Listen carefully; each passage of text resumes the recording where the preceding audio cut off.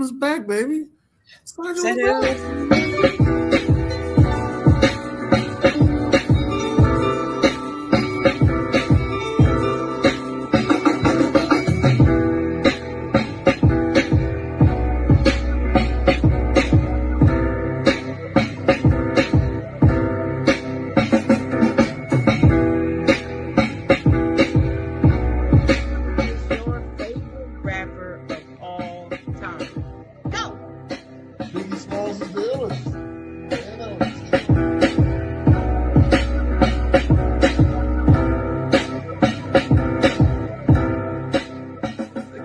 I do something called the 5-star shout out.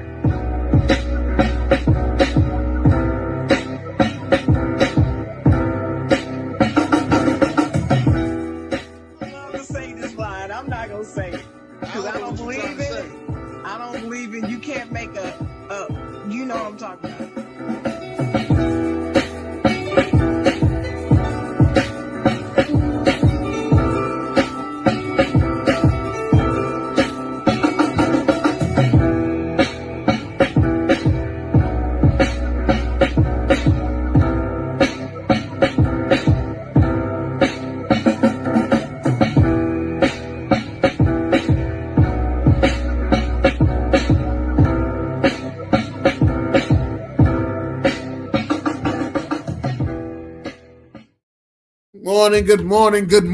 Good morning, everybody.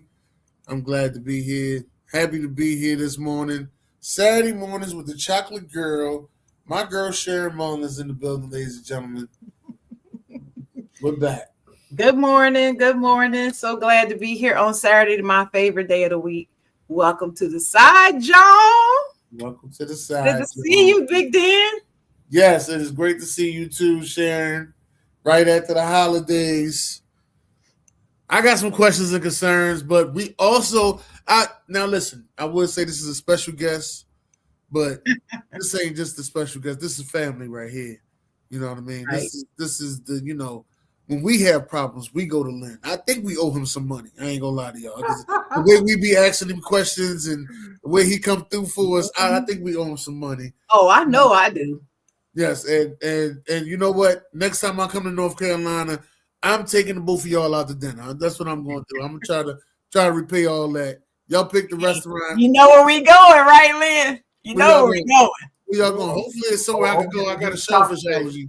Chopsticks. It's going to involve chopsticks. That's right. Go get some sushi. They sell other things, Dennis. You don't have to eat the sushi. They have a variety of things. Ladies and gentlemen, Lynn Steravant is in the building. Dr. Lynn Steravant is in the building. And he ain't just, you know, a relationship doctor. He ain't just, you know, a psychologist doctor. He also helps out with a lot of other things, you know, issues that you have in your lifestyle, even weight loss issues. Just want to let you know that. I'm one with a weight loss issue. So got you covered. Yes. Got us covered. Sure welcome to the show, Lynn. It's so good to see you and have you sit down with us today. It is a pleasure to be here. I'm looking forward to serving the audience. So yes. Let me ask you this, Lynn, because you've been doing this for a long time, and I just want to know, how has it been, you know, helping these marriages in your lifetime? How has it been? Has it come through for you like, you know what, I've saved some marriages, or has it been like, you know, there's a lot of troubled marriages out there? Well, you know, marriage as a track record has a 52% failure rate. If I said that you was going to walk out of your house today, there's a 52% chance of you getting hit in the head with a bowling ball, you probably stay in the house. Probably so. Knowing me. So there's rules to this thing that, you know, one of the legacy I want to leave at North Carolina Central is I want to start marriage and family classes. See, we need to, you know, because most of us are coming out of controversy, dysfunction, you know, a whole bunch of stuff, and here we are in a brand new environment, and you still got your family running in the background. So my fantasy is to start, marriage 101, how to be in a family, how to discover yourself. I mean, I see about 10 or 15 classes. So, but when going back to your question, Dennis, it's satisfying if the couple wants to change. You have to want to do this. Yes, you do. And so one of the things I do is a personality assessment to see how well they line up personality-wise, and 9 times out of 10, total mismatch. Personality-wise, y'all shouldn't even be in the same planet. So I'm trying, but they got kids, and so I'm like, okay, let's see if we can construct a way that you two can get along for the sake of the kids. Because I'm a child advocate. I believe kids should have parents. And we go through and we just start unpacking the childhood. All of your childhood shit shows up in a relationship. There's no other place to discharge that kind of energy other than being in a relationship. So when you get there, it's like I've got all of this pent up stuff, and if you don't talk it out, you're gonna act it out every single time. So when repeat that line again. If you don't talk it out, what? If you don't talk it out, you're gonna act it out. Right. That part. I just wanted to get that out again because I'm always telling you, you got to have conversations about stuff. You can't just hold it in and not talk about it. It's not going to go anywhere. It's just going to get pent up. And I want to say, and I know she watching, so I want to say this. It's still an issue with my new boo. Just want to say that. Hi, new boo. Yeah, still an issue with my new boo. So you better figure it out. She gonna be the old boo. Yeah. Well, it will be my fault. So it sure will. So and see, and here's where communications come in, and I got a couple, I said, and I asked them, I said, have y'all talked about a prenup? Oh no, we love each other now. She got houses, money, car. She packed, and homeboy didn't have as much, and so oh no, I love him and all that. So I said, well, but have y'all talked about it? No. I said, so what does that say about your ability to communicate? You can't talk about difficult things. What does that say? That's a pretense of what's getting ready to happen, because when something difficult happens, they're going to go back to this moment and go, either going to run from it or just avoid it or just wait until it blows up, and then you have to deal with it. So you have to be able to talk about difficult stuff.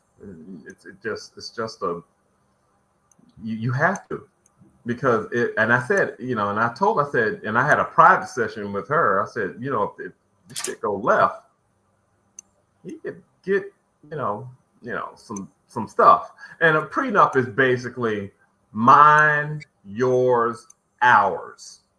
It's just 3 little simple divisions. You can't, and most folks like you leave with what you came with. But it gets tricky because, you have children. But basically, that's all a prenup does. Mine, yours, ours. We're just going to have we're going to have an adult conversation about the division of stuff. Should it happen? This should go left. And so you got to have that kind of conversation. You got to have a conversation about your will. But y'all got a will? No. What do you mean you don't have a will?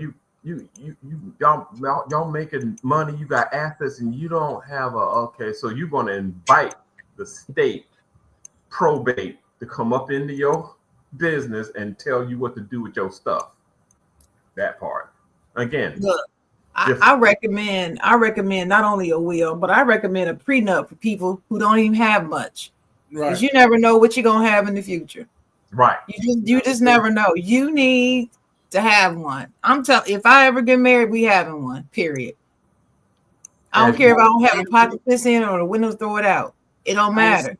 Honestly, I will have one signed, sealed, and delivered. Right. Or we say I do. Right. Yeah. I mean, it's a morbid conversation. I ain't mad at you for that. Mm-mm. Well, it's a more of a conversation, but you need to have the will, the prenup conversation. You need to have that. Who gonna take your kids? Both y'all in the accident. Who gonna take your kids? Oh, that's important. Yeah. Well, it should go to my mama. No, it should go to my grandma. No, it should go to my. No, you better put it in writing. Put it in writing and put it in a place that can be reached. Should go left. Since we talking And about people need to put take that seriously. The role of godparent too. Yes. It's a real thing. It's not just something cute. Oh, my friend, I'm her godmama. No, it's a real thing, honey. It's not social media fodder. It's a real role. And if it's not serious enough to you, then I wouldn't partake in it at all. Mm-hmm. Don't name one if you don't know what it means. Right. You next in line. That is correct. But and a lot of people, like you said, they think it's a really cute title, and then shit hits the fan, and then it's like, okay. Oh well, you down here as godparents. What? Well, we ain't prepared to take there's 4 of them. I mean, yeah. Mm-hmm. It gets rough. All right, now since we is talking about family, all right, we talking about family. I gotta ask y'all, the holidays just passed. How was y'all holidays? Just gotta ask y'all, how was y'all holidays? Lynn, you are the guest. We would like to know, how was your holidays? My holidays being spent walking around the damn lake. 10,000 steps. I'm trying to get back to 10,000, Lynn. I'm at 8. I'm trying to get back to 10. I knew I prepared because I like to fast right before major holidays. I like to fast and kind of get it down, and then because it's really different. The 2 most difficult times of the year to maintain your weight is Christmas and Thanksgiving, because everybody's eating. Everybody, and then and you in the South, people gonna look at you weird, like, why ain't you eating? You don't like my food? You can't have none of that shit. Yeah, so, that's true. That's true. So I pile my plate this high, and I just kind of nurse it, and then I ate too much damn turkey, and you know what happened after I ate that damn turkey. That's what happened. Love it. Best sleep ever. So, but yeah, the holidays was wonderful. Thanksgiving, I mean, Christmas, a lot of it goes into Thanksgiving. Christmas will be just kind of like, you would just have a ham, not as elaborate, but yeah, it's that time of year, and then the New Year's resolution. I'm gonna, Sharon know how I feel about them resolutions. New year, new lie. Yeah, I don't make resolutions. I do set goals and try to do a vision board every year, but I've gotten away from it, but I decided I'm gonna return to it. Well, the main thing here, and I say this real gingerly, don't break a promise to yourself. If you get into the habit of breaking a promise to yourself, I'm gonna do, and then you don't, then your brain goes, okay, well, you full of shit. And if you really want to change your behavior, you got to do that thing 28 times in a row before to change it. Goes, okay. One thing, you need to keep your resolutions to why share it with everybody? Just keep it to like yourself. Accountability. No, that's fake. It's fake accountability, because that's not really what happens. Unless you are intentional about having an accountability partner or belonging to a group, and actively participate and do all the steps and use all the tools in the group, then you're just trying to sound like you got it all going on, and you really don't. You just pretend it for the gram, as they say. So keep it to yourself and work on it. So Keith has a good one. What's up, Kilo? Sharon, I had a question about the vision boards. What are the pros and cons of the board if we're trying to have the kids created? Oh, this is a great question. So let me answer quickly, very briefly. It's the concept of visualization. That's the whole basis of a vision board. You see it, you can be it. You put things on there that mean something to you. The best way I love to do a vision board is get good old-fashioned magazines. I'm not for the digital. That's just not me. I prefer to go get some regular old magazines. If you don't have any, go to a barbershop, beauty salon somewhere and say, hey, can I have some, or a doctor's office and say, hey, can I have some of your old magazines? They will give them to you. I've never had one tell me no, not ever. And you take those and you cut out things and you put it on your vision board, things that you want to accomplish, things that you want to change, things that you want to try for the first time, things like that. Like I would put a ship on it if I'm going on a cruise or, something, but you want to be intentional and you want it to be about like that year coming up if you're going to be focusing on it for that year. Now, you don't have to limit it to a year. So here's the pros of it, Keith. The visualization helps keep that in the forefront of your mind. People who swear by vision boards say that there are things that they never could get themselves to do until they put it on that vision board, and it happens. And it's true. I have vision boards. I've had vision boards for years, but if you don't stick with your vision, then the vision board won't work with you. So it still requires commitment. You can't do a vision board, put it over there in the closet, and then come back and say, okay, well, all this stuff happened and you did nothing to try to make it happen. You still got to work. You still got to do things. It doesn't just happen to you. Nobody's giving it to you. But that's the benefit. The benefit is a visual reminder of what you're supposed to be working towards, what you're thinking about, what your desires are. And it's even good to see if it's changed, because sometimes you can start out the year with these things and come June, you might be feeling a little different about some of the things on your board. Well, you alter your board. There's nothing wrong with that. You change it up. So that's some of the pros. The cons, I don't really know any, unless you just don't believe in visualization, or the only con is if you don't have any dreams. If you don't have anything that you really want, any desires, if you're complacent and you just living is just enough for you and that's it, and you don't have goals, then you won't need a vision board. A vision board won't help you. A vision board does not help you develop dreams. Your dreams help you develop your vision board. So that's that. Good question, Kilo.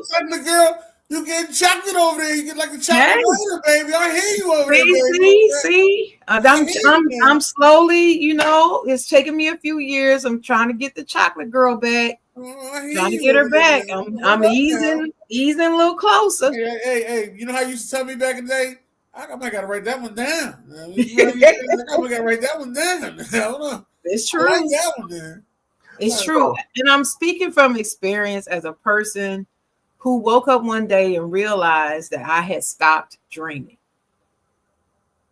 Life, depression, just things, sadness, my heart just broken, this broken heartness and all that can lead you to a place where you don't dream anymore. And I'm telling you, I don't want to get emotional, so I'm gonna stop talking about it. But it's not a place that you want to be. It is a dark, lonely place that nobody can experience for you, and you can't explain it to somebody. You can't explain it. And the reason why you really don't want to explain that is because the first thing they're going to say is, well, you got to snap out of that. Well, how can you? You don't need the criticism when you're in that place. No, so don't share it. That's my recommendation. And unless, except for Dr. Lynn, you can share it with Dr. Lynn because he's going to help you. Sharon, I call that section right there, I call that the matrix. I call that the matrix because at that time, all you're doing is coming home, going to work, coming home, going to work. Yeah. You're not really, you don't know nothing going on in the world at that time. No. People can literally tell you, oh, well, 4 of your neighbors died the other day. Wow, I didn't even know that. I didn't, because you're consumed with your own pain. And I tell people, I'm like, you can get caught in the matrix so fast and not even know it. and Yeah. 6 months went by just that quick, and you don't know what's going on in the world. Yep, I agree. So And I was like that for some years until one day I realized you stopped dreaming. so with And regard to that's visualization, Oh my God. It almost choked me when I said it. But go ahead. I'm sorry, Lynn. I couldn't hear you. I'm not gonna lie to you. And that's when I started sitting back and I said, I don't care what's going on. I'm going on vacation. I gotta see something different. Because I didn't like that I was in that matrix like that. I was like, I'm going on vacation. I gotta see something different. That's why you'll see me. You'll be like, you going on another vacation? Yeah, I'm going. I don't care. I'm going. All right. I'll be there. Mhm. Is this how I am? you gotta with regards to the board. I think what helps is and writing it down and physically doing it. I think that's cool, but you got to do it here. You got to. Oh yeah. Mm-hmm. This is they had an experiment in which they had 10 ball players. We want you to come in and shoot, foul shots. And then the other 10 ball players, they said, we want you to go back to your room and visualize shooting foul shots. The group that visualized shooting the foul shots outperformed the ones who did it physically, because in my mind, I made every shot. Right. And so when they actually got to do it, it was much more fluid. And so what that is saying is, the thing that you want to visualize, see it as a done deal. Who would you be? How does it change you? And to live in that moment. So, okay, so if losing weight is the goal, okay, see yourself getting that tailored suit. Listen to the compliments that come in from people who ain't seen you in a while, and they go, oh, damn, Right. do that kind of those kinds of exercises.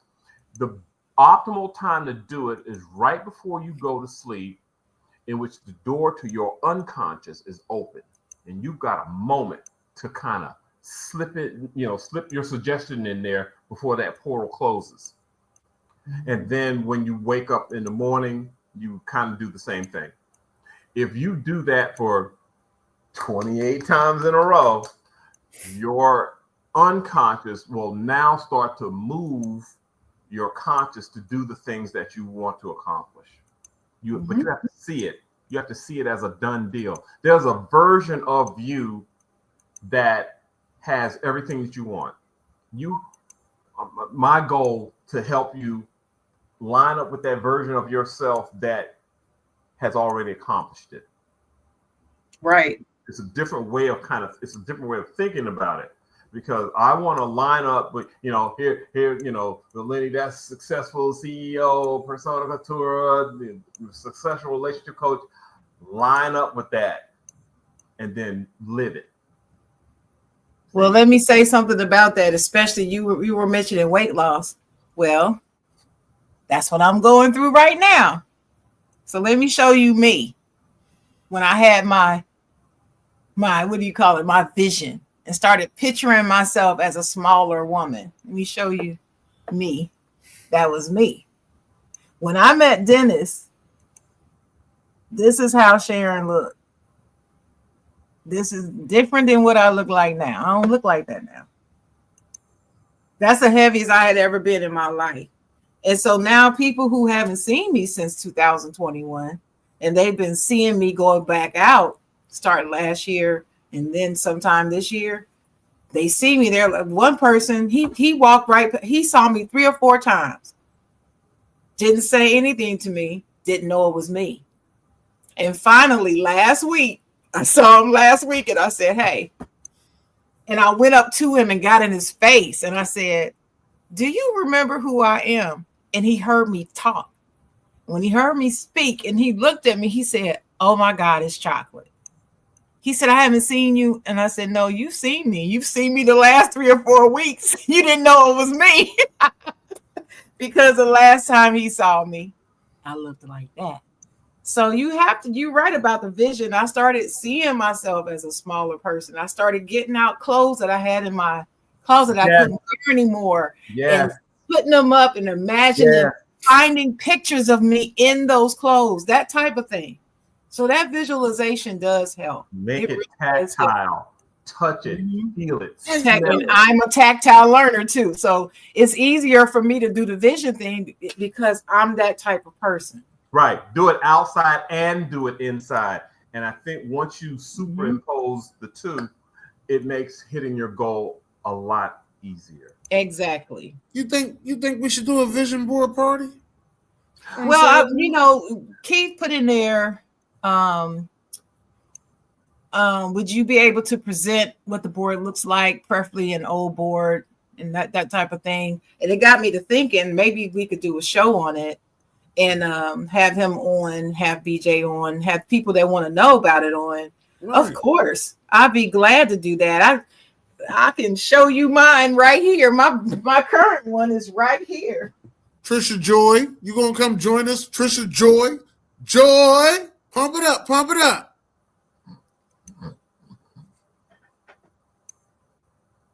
She act like she don't know us now. It was OKC won the championship. You know what I mean? She over stop it. She's so bougie now. You know what I mean? Her team don't win the championship. She bougie now. So this is my vision board right now. Wow. Okay. Now all the stuff that's hanging down, these crystals and stuff, I had them trimmed around the corner, but they all came off. So I have to put the glue back on. Hold on, Sharon. I know how to make you bigger. Hold up. I don't learn. Make it bigger. Too. Yeah, I'm gonna make you bigger. No, I did the wrong button. Hold up. Man, wrong person. Wait a minute. Gotta make you bigger. That's what I gotta do. I'm gonna hit the wrong person. I don't even. No, did it wrong again. Never mind. I don't know what I'm doing. You can find it. But anyway, like on here, there's a shoe. Where's the shoe? There's a shoe right here. Well, let me tell you what happened. When I had when I was sick and I had put on all this weight, I could no longer wear high heel shoes. Yep. So for years, I've been wearing these flat shoes and literally cannot wear high heel shoes. And so I said I wanted to get my shoe game back up. So that's what that is, and that's a high heel shoe. Another one, joy. I just told you I was in a dark place and I had stopped dreaming. I wanted to start finding more joy. I wanted to start believing I can and I will. I love Chanel No. 5. That's my favorite fragrance. I want to start back to wearing Chanel No. 5 all the time. Yeah, that's my favorite. And let me tell you about that Chanel No. 5. It's old school. I have had men follow me around asking me what that fragrance is. I'm not kidding. It's something about the way that hits my skin because someone else that I know, when she puts it on, she says, in her words, it smells like piss on her.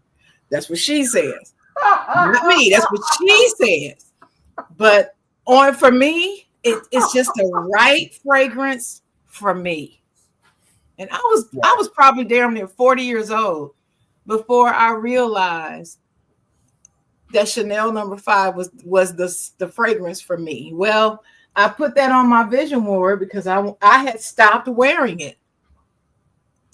I mean, not only had I stopped dreaming, I had stopped wearing it. I had stopped feeling joy. I had stopped doing the things, stopped wearing high heel shoes and being a woman in my full womanhoodness. And right. Let me see. I put a financial freedom picture, and here's the scale. Here's the scale. I put my scale on there. It's about losing weight, being successful, some other quotes, joy, peace, love, that type of thing. You just put it all on the board. And you need to keep it somewhere where you see it. You don't put it in the closet or stick it behind your bed or in the bathroom where you only go 3 or 4 times a day. You want to put it somewhere prominent. That sits on my dresser. I see it every morning. I see it every morning. Now it's time for me to do another one because that one's a little old. And there are some things on there that I have done. I'm back to wearing high heel shoes now. I've lost 152 pounds now. I'm up to 152 pounds. Wow. Since that picture.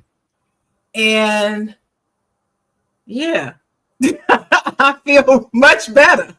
And so I have more joy because, and I even put on here, I put on here a word of encouragement, you guys. It says, it's a slow process. Keep going.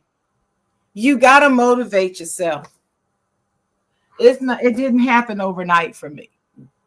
It may not happen overnight for you, but you got to keep going. You cannot give up. And I was a give up person, very impatient. If I don't see change, I'm stopping it. I had this. That's a lack of discipline. That's really what it was. It's really a lack of discipline for me. So yeah. So I still struggle with discipline. So that's gonna be a word on my vision board this year. So that's right. That's right, Ernest. That's right, OG. Look at God. This is all God. This is I could not have done this without God in my life. And that water. And drinking water. Drinking water. The discipline is holler at me, Core. Holler at me. Brand ambassador. This discipline is doing what you hate like you love it. Mm-hmm.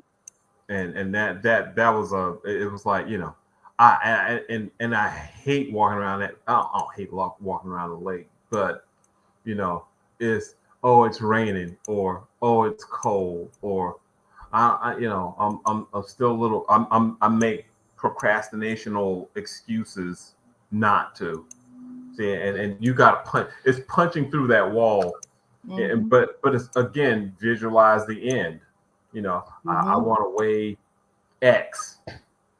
And you know, again, I think when you do it in your mind and you're getting the new clothes, you're shopping for new clothes, and you're putting on a new suit, and I love getting fitted for a suit. You know, you got to put your arms out, you got the tape measure, the inseam, all that stuff. When you visualize all of that, and then the final product comes, and you go and pick up your suit, and you got the tie and the shirt and the shoes to match, and you go to church or you go to a business meeting and visualize all of it.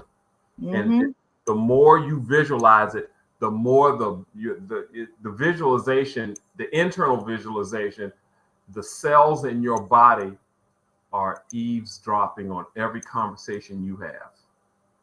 Every cell in your body. Watch what you say to yourself, and in particular, watch what you say after I am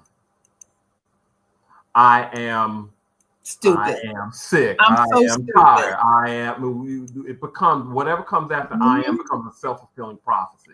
Don't play with that.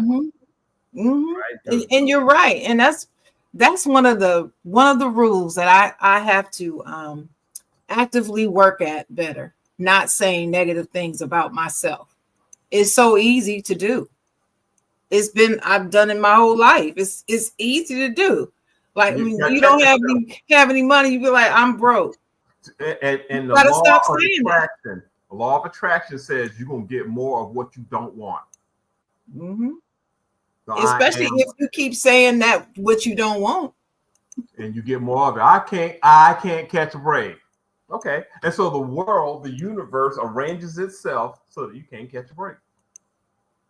Damn. Yeah, I remember that Steve Harvey video where he's talking to a woman, and he was talking to her, and he said, y'all walking around saying all men are dogs, and he said, and now you about to meet every one of them because you said it. And the first time I heard him say, it's like the mountains the clouds just open up. I was just like, that just makes so much sense, you know. And it's hard. It's not an easy thing to change. It's not. Trust me. But trust me. You got to work at it every day. Yeah, but you're in control of your own reality. And this is the part where I help people to bridge. You are in control of everything that happens to you.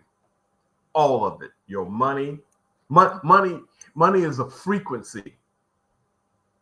Okay? And you got to align with the version of yourself that does money right, that spends money right.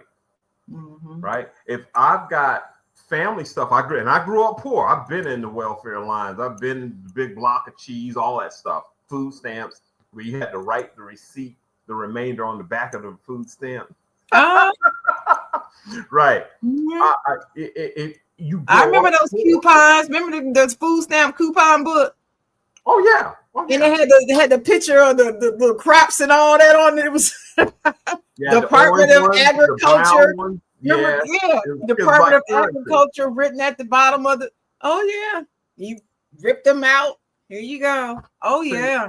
So if I had them for a very short period of time. I had them as an adult. If you grow up in scarcity, see, this is the biggest block you got to overcome. If you grow up in scarcity, and scarcity has been repeated to you, and long after you're an adult, that scarcity thing, it still fires until you can get out of that orbit of scarcity. Your world will be arranged to be scarce. It's why lottery winners can't hold on to it.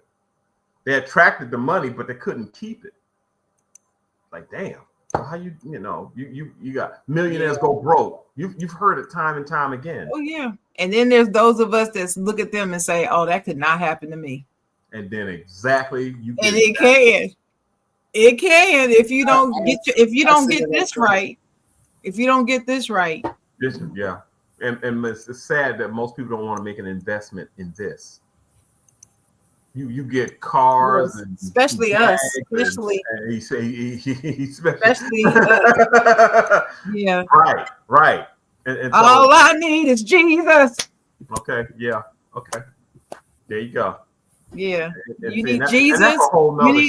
You need Jesus and Dr. Lynn. You need somebody. You need to talk to somebody that knows what they're doing. Not Jake down at the barbershop. Not Peanut. We gotta get to these videos now, ladies and gentlemen. All right. Get to these videos because y'all listen. Sorry for the tangent, but yeah, if you still watch it, Kilo, yeah, I'll be glad to do the vision board thing. Don't let me forget. Stay after me so I can get this playing. All right, let me start with the first one. Question for you, bro. Let's go. So I just got married. International Players Anthem was actually my wedding walkout song. But I'll keep it G, bro. I ain't gonna lie. I used to be a player. Now, I'm trying to walk the straight line and avoid the gun line. What type of advice would you give me on being a solid husband and to try to do right type shit? No, I love that question. He asked the right questions to the right guy, didn't he? Oh my God, he didn't even know what our conversation was going to be today. I love this. I'm going to need you by the beginning of the year to get yourself to a place where you can leave your phone with your wife for the weekend. How do you get there? The first thing is you shouldn't have the numbers in the phone anyway if you're married. You should have done this before. But let's say you don't want to be tempted anymore. That's not going to happen. You're going to be tempted. You're going to find women that are prettier than your wife. You're going to find women that are built better than your wife, but they're not going to protect you. They're not going to love you in the way that your wife does. And basically what you're going to have to do is try to teach and train somebody to love you in the way that somebody already does. It's not worth it, bro. If you loved her enough to marry her, and to give her your last name in front of all those people and God Almighty, least you can do is keep your phone and your life clean. If you have any women in your life, my brother, now's the time. Get it done. And I hope your wife is watching because she needs to do it too. Yeah, I was going to say, I wonder. She needs to do it too because the idea is not just leaving the phone at home. You should be in a marriage where y'all can trade phones. And if somebody calls her phone for her, you can tell them she has your phone and vice versa. That's the test. But you got to do your part first, Will.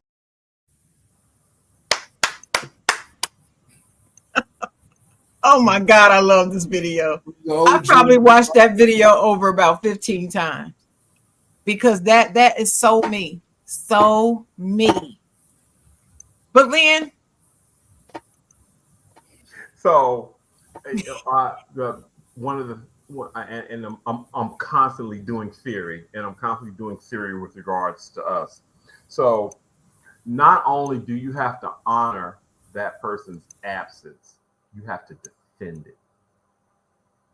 two different things. I honor your. So I'm at a restaurant, and you know, women are getting fairly aggressive these days.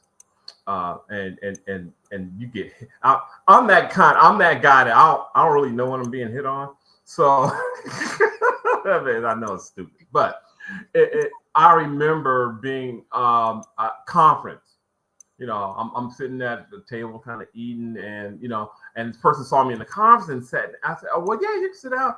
And slowly but surely, I'm like, we're having a conversation. I'm like, and I'm saying to myself, wait a minute, is she hitting on me?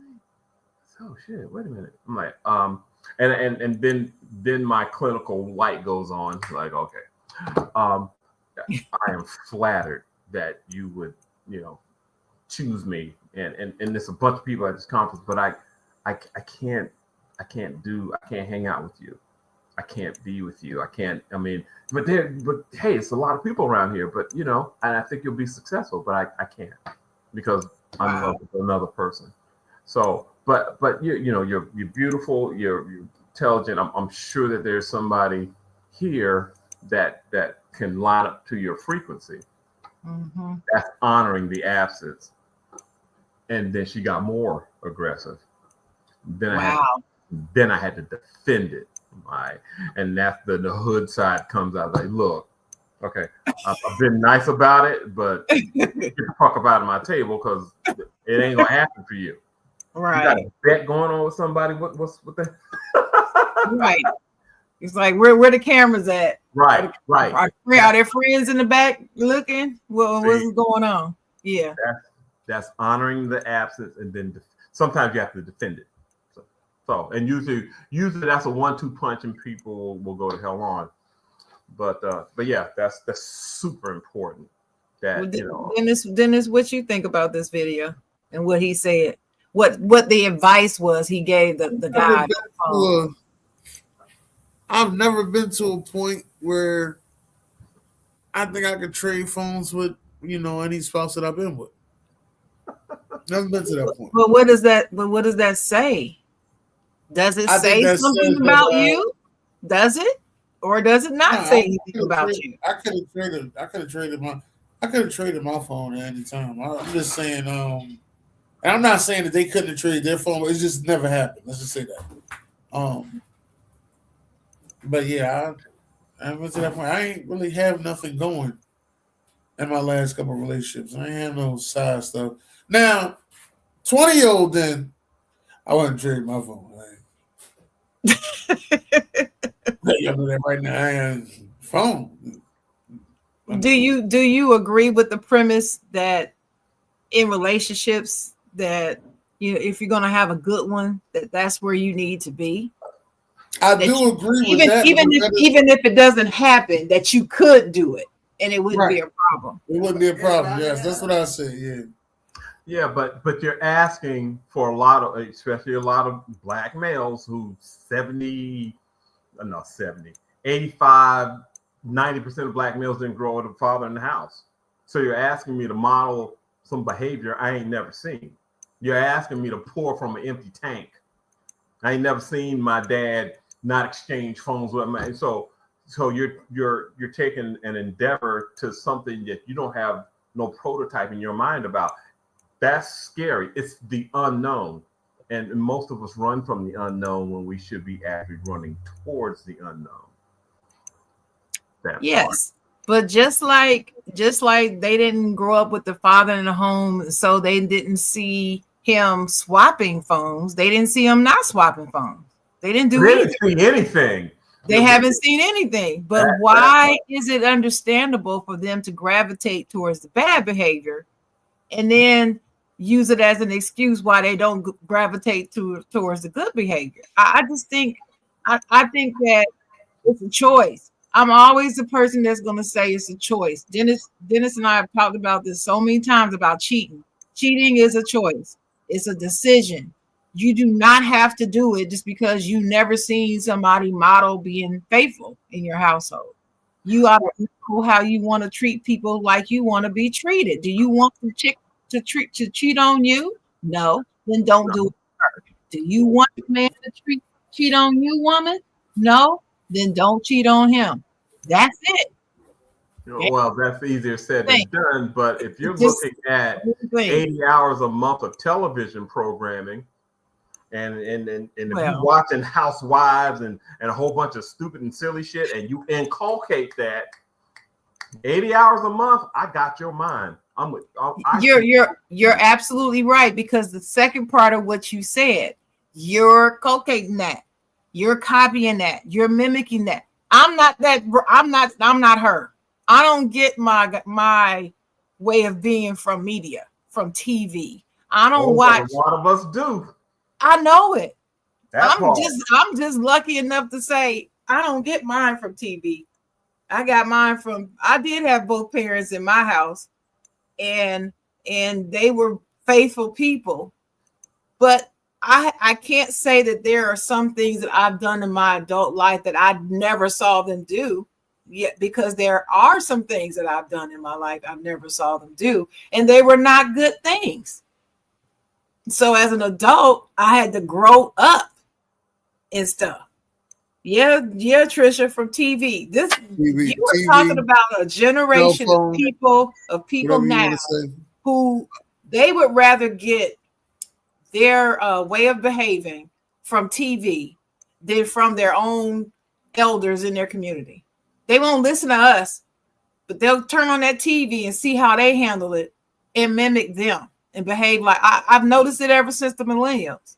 I know what she's saying. She's like, they ain't watching TV, they on their phones now. Screen time is what we're trying to say. Screen time, yeah. TV, phones, videos, anything. It's just not from the people in your community that you should be trusting to impart you with this information. It's from videos. It's just like the music thing.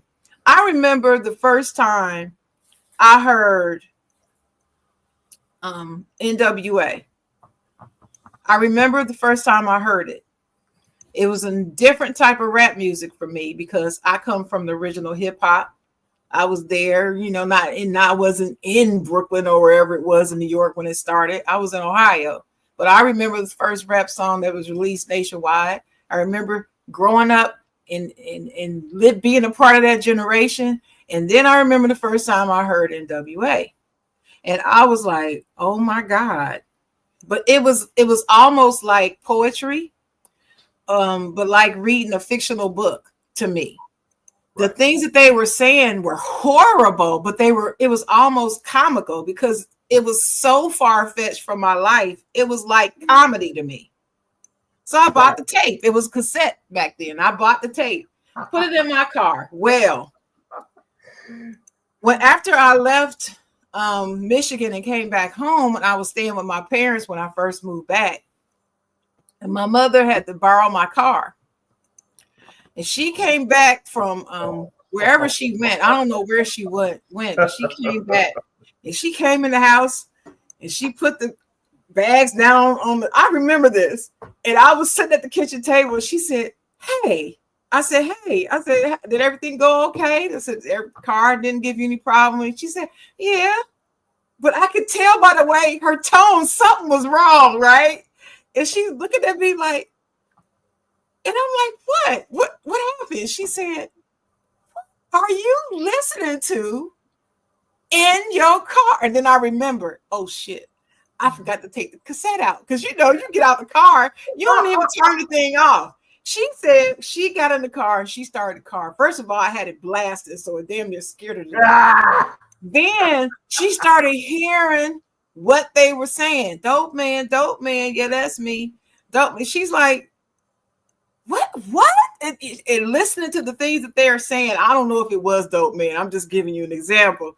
And because I loved them. I loved NWA. And she was like, how can you listen to that? She said, are you? She didn't even know what to say, how to ask the question. I said, no, Mom, I'm not gangbanging or anything like that. It's just music. Well, I could say that then, because back then we didn't listen to that and then go out and try to do what they said. You can't say that now. They do it now. They hear it, they do it. And that is true. And any of them young people come to me and say that's not true because they don't do it, I don't want to hear it. I'm not talking about you individually, but collectively as a generation, that is what the research has said is happening. So that's all I'm saying. Well, and the other thing I would add to that is listening and laughing is agreement. You Now, listen to those lyrics. Now it is. Laughing. Mm-hmm. Or you think it's funny, or you looking at clips and people getting messed up or cussed out or something, and you laugh. Anything you laugh at, you fundamentally agree with. Yeah. And if you laugh at it consistently, then it becomes part of you. Yeah, and you don't even know it sometimes. It's autopilot. Correct. You don't know it until you're faced with the actual situation. Right. According to the psychiatrist or psychologist, I should say. Right. So when I'm going down the escalator, my girl's on my right side. Okay. Because you see these people reaching over and touching faces and stuff. Yeah. I'm going in the opposite direction. See, touching arms and stuff. You know about that, Dennis? People going down the escalator and the dude reaching on her arm and the other dude get mad and blah, blah, blah. I see it on social media. No. See, I spend a lot of time on social media, but I'm not as easily influenced. So like when y'all were sitting here talking about what goes on social media, how it makes you act, I know some guys who don't have social media on their phone. Because they will instantly start inboxing women, and doing stuff. And I told them, I'm like, I don't even understand how you will start inboxing women just because you see them put a picture up on social media. I said, you're not even 100% sure if that's that woman. Right. It could be fake. It could be fake. And to a point, Sharon, that I've heard a couple NBA guys say this on a podcast that they got set up from inboxing one of those video girls and talking to them, and then the video girl went and FaceTimed them, right? So they having a conversation, and then they asked them for money, and they ain't give it to them. Then they switched their page, everything on their page to a child.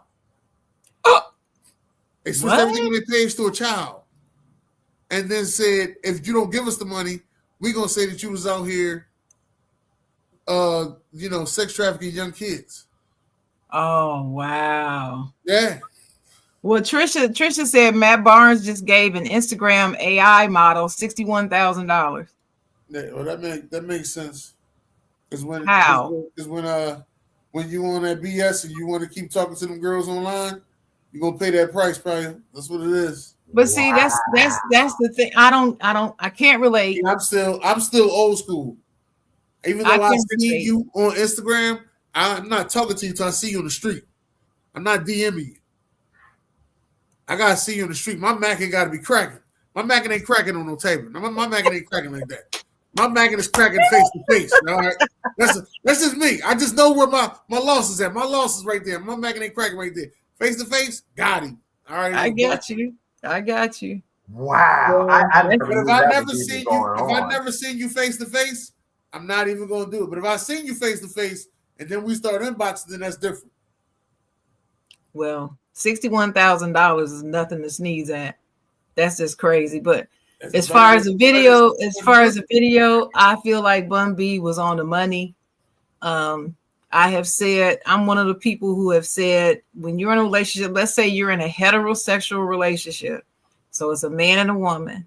And me, I'm the woman, and I have male friends. I keep my male friends, though. I keep my male friends, and he can keep his female friends. But there is an understanding. There's not going to be any of this inboxing and in the phone type of stuff. Your friends are mine and mine are yours. Right. I know your female friends. You know my male friends. I take them around take him around. It's none of this clandestine secret stuff. And I don't say or do anything with my male friends that I would not feel comfortable doing in front of my man. Exactly. See, that's it. I'm with all that. Sharon. That's it. That's me. That's what you get. And if you are a man that cannot agree to that, as far as the way that they deal with women, then we can't be together.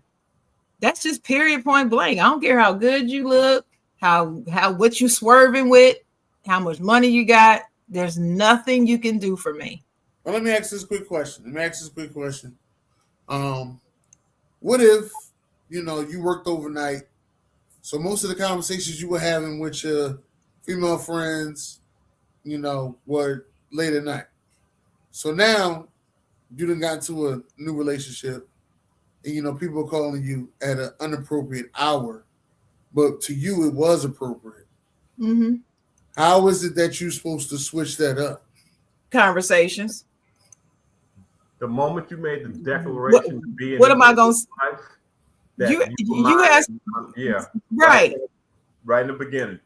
You asking me, you know what my answer is going to be, Dennis. You got to communicate. You have to have the conversation with the old friends and the new boo, both. Or you're going to act it out. You got Zoom. Have them all come up on the Zoom together.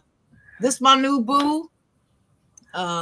Hey, after a certain time of night, I can't be talking to you 12 o'clock, midnight, 1 o'clock in the morning anymore. Because if you in the Zoom and I come up in there, you need your boo to understand this is just chocolate girl. I don't want nothing from you. We're not like that. What better way to do that would put her in the Zoom too. You see what I'm saying? It's all in how you handle it. There's no quick, fast, straight, long answer. People say, people want to ask you, so your man can't have female friends. That's what you're saying? That's not what I'm saying. Not what I said. Oh, you insecure. No, I'm not. I'm secure. That's the reason why I behave the way I do. I'm secure in me. Right. But I can't be secure in you. I don't need you to be secure about me. See, that's the difference. Well, I mean, personality types matter. So it took work to get here, Lynn. I'm an introvert. Lynn. My girl's an introvert. We in the house. Right. We avoid people. But now, if you're an introvert and you're an extroverted person, it's going to be a challenge. It's going to be a challenge. Let's go out and do something.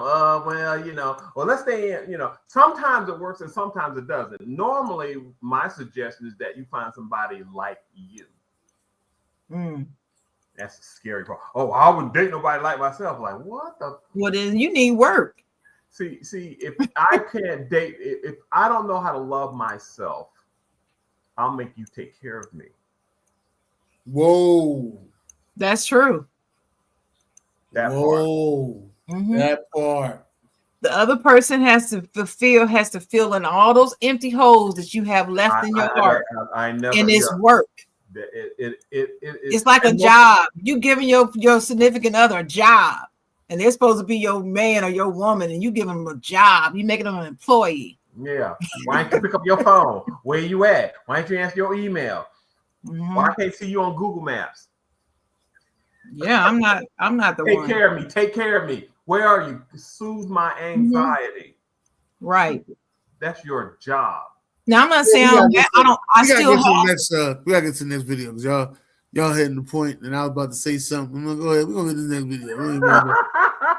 next video. Always say, let it go. It's in the past. Just let it go. Just let it go. That's over with. We're over that. This phrase sounds like wisdom. It's often said with good intentions as advice meant to help the person move forward. But in reality, it minimizes pain and discourages healing. It implies that time alone should be enough to heal your deep wounds. The time that has passed should be sufficient enough for you to let that go. That's why when people try to resurface back in your life, they never apologize, and they just think we're just going to pick back up where we are, and you've never apologized, as if you're thinking, I'm just going to let this go because time has passed. That is the ultimate form of disrespect, manipulation, mind game tactic that a dysfunctional narcissistic family often tell those they have hurt continuously in the family dynamic. Just let it go. You should be over that. So much time that happened years ago. Truthfully, it's a gaslighting statement in hopes that you do let it go. and that we should be over this. That's why most of the time when you're told that, you have an inner conflict. And you start rationalizing, saying, well, maybe it's not that bad, or maybe it didn't happen the way they did, or you'll start contemplating the truth versus the fictitious lies that they're telling you. And that's a lie. Versus the lie that they're telling you to let it go.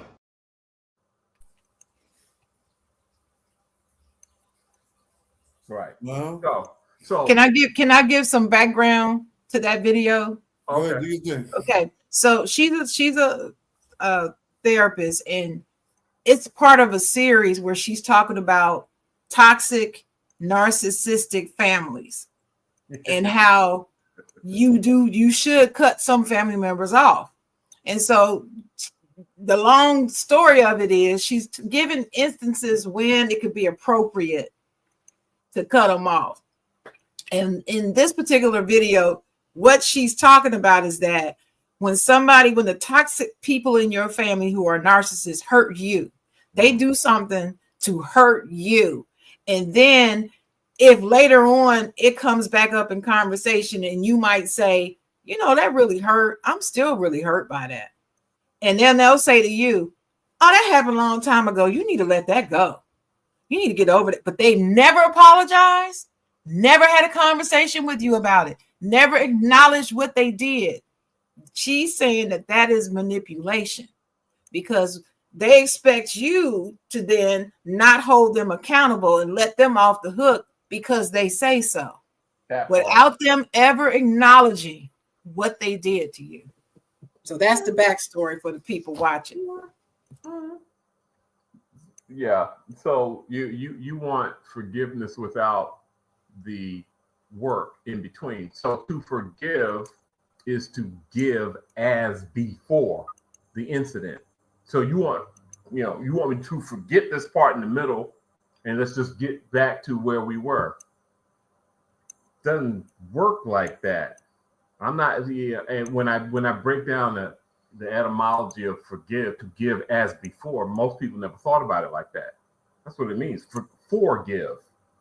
Let's go back to what we had and let's forget about this little thing that just happened. You're going to go through 5 stages of grief: denial, anger, bargaining, depression, and then acceptance. And it's going to take me a while. You'll go back and forth between 1 and 4. 1 and 4. Right. You'll go back and forth. By the time you get to acceptance is a platform for getting back to where we were, but you're going to have to work to get that from. I'm not giving you that. You're going to have to earn that back from me. You have to do little samples of things where I give you a little bit of trust and let's see what you do with it.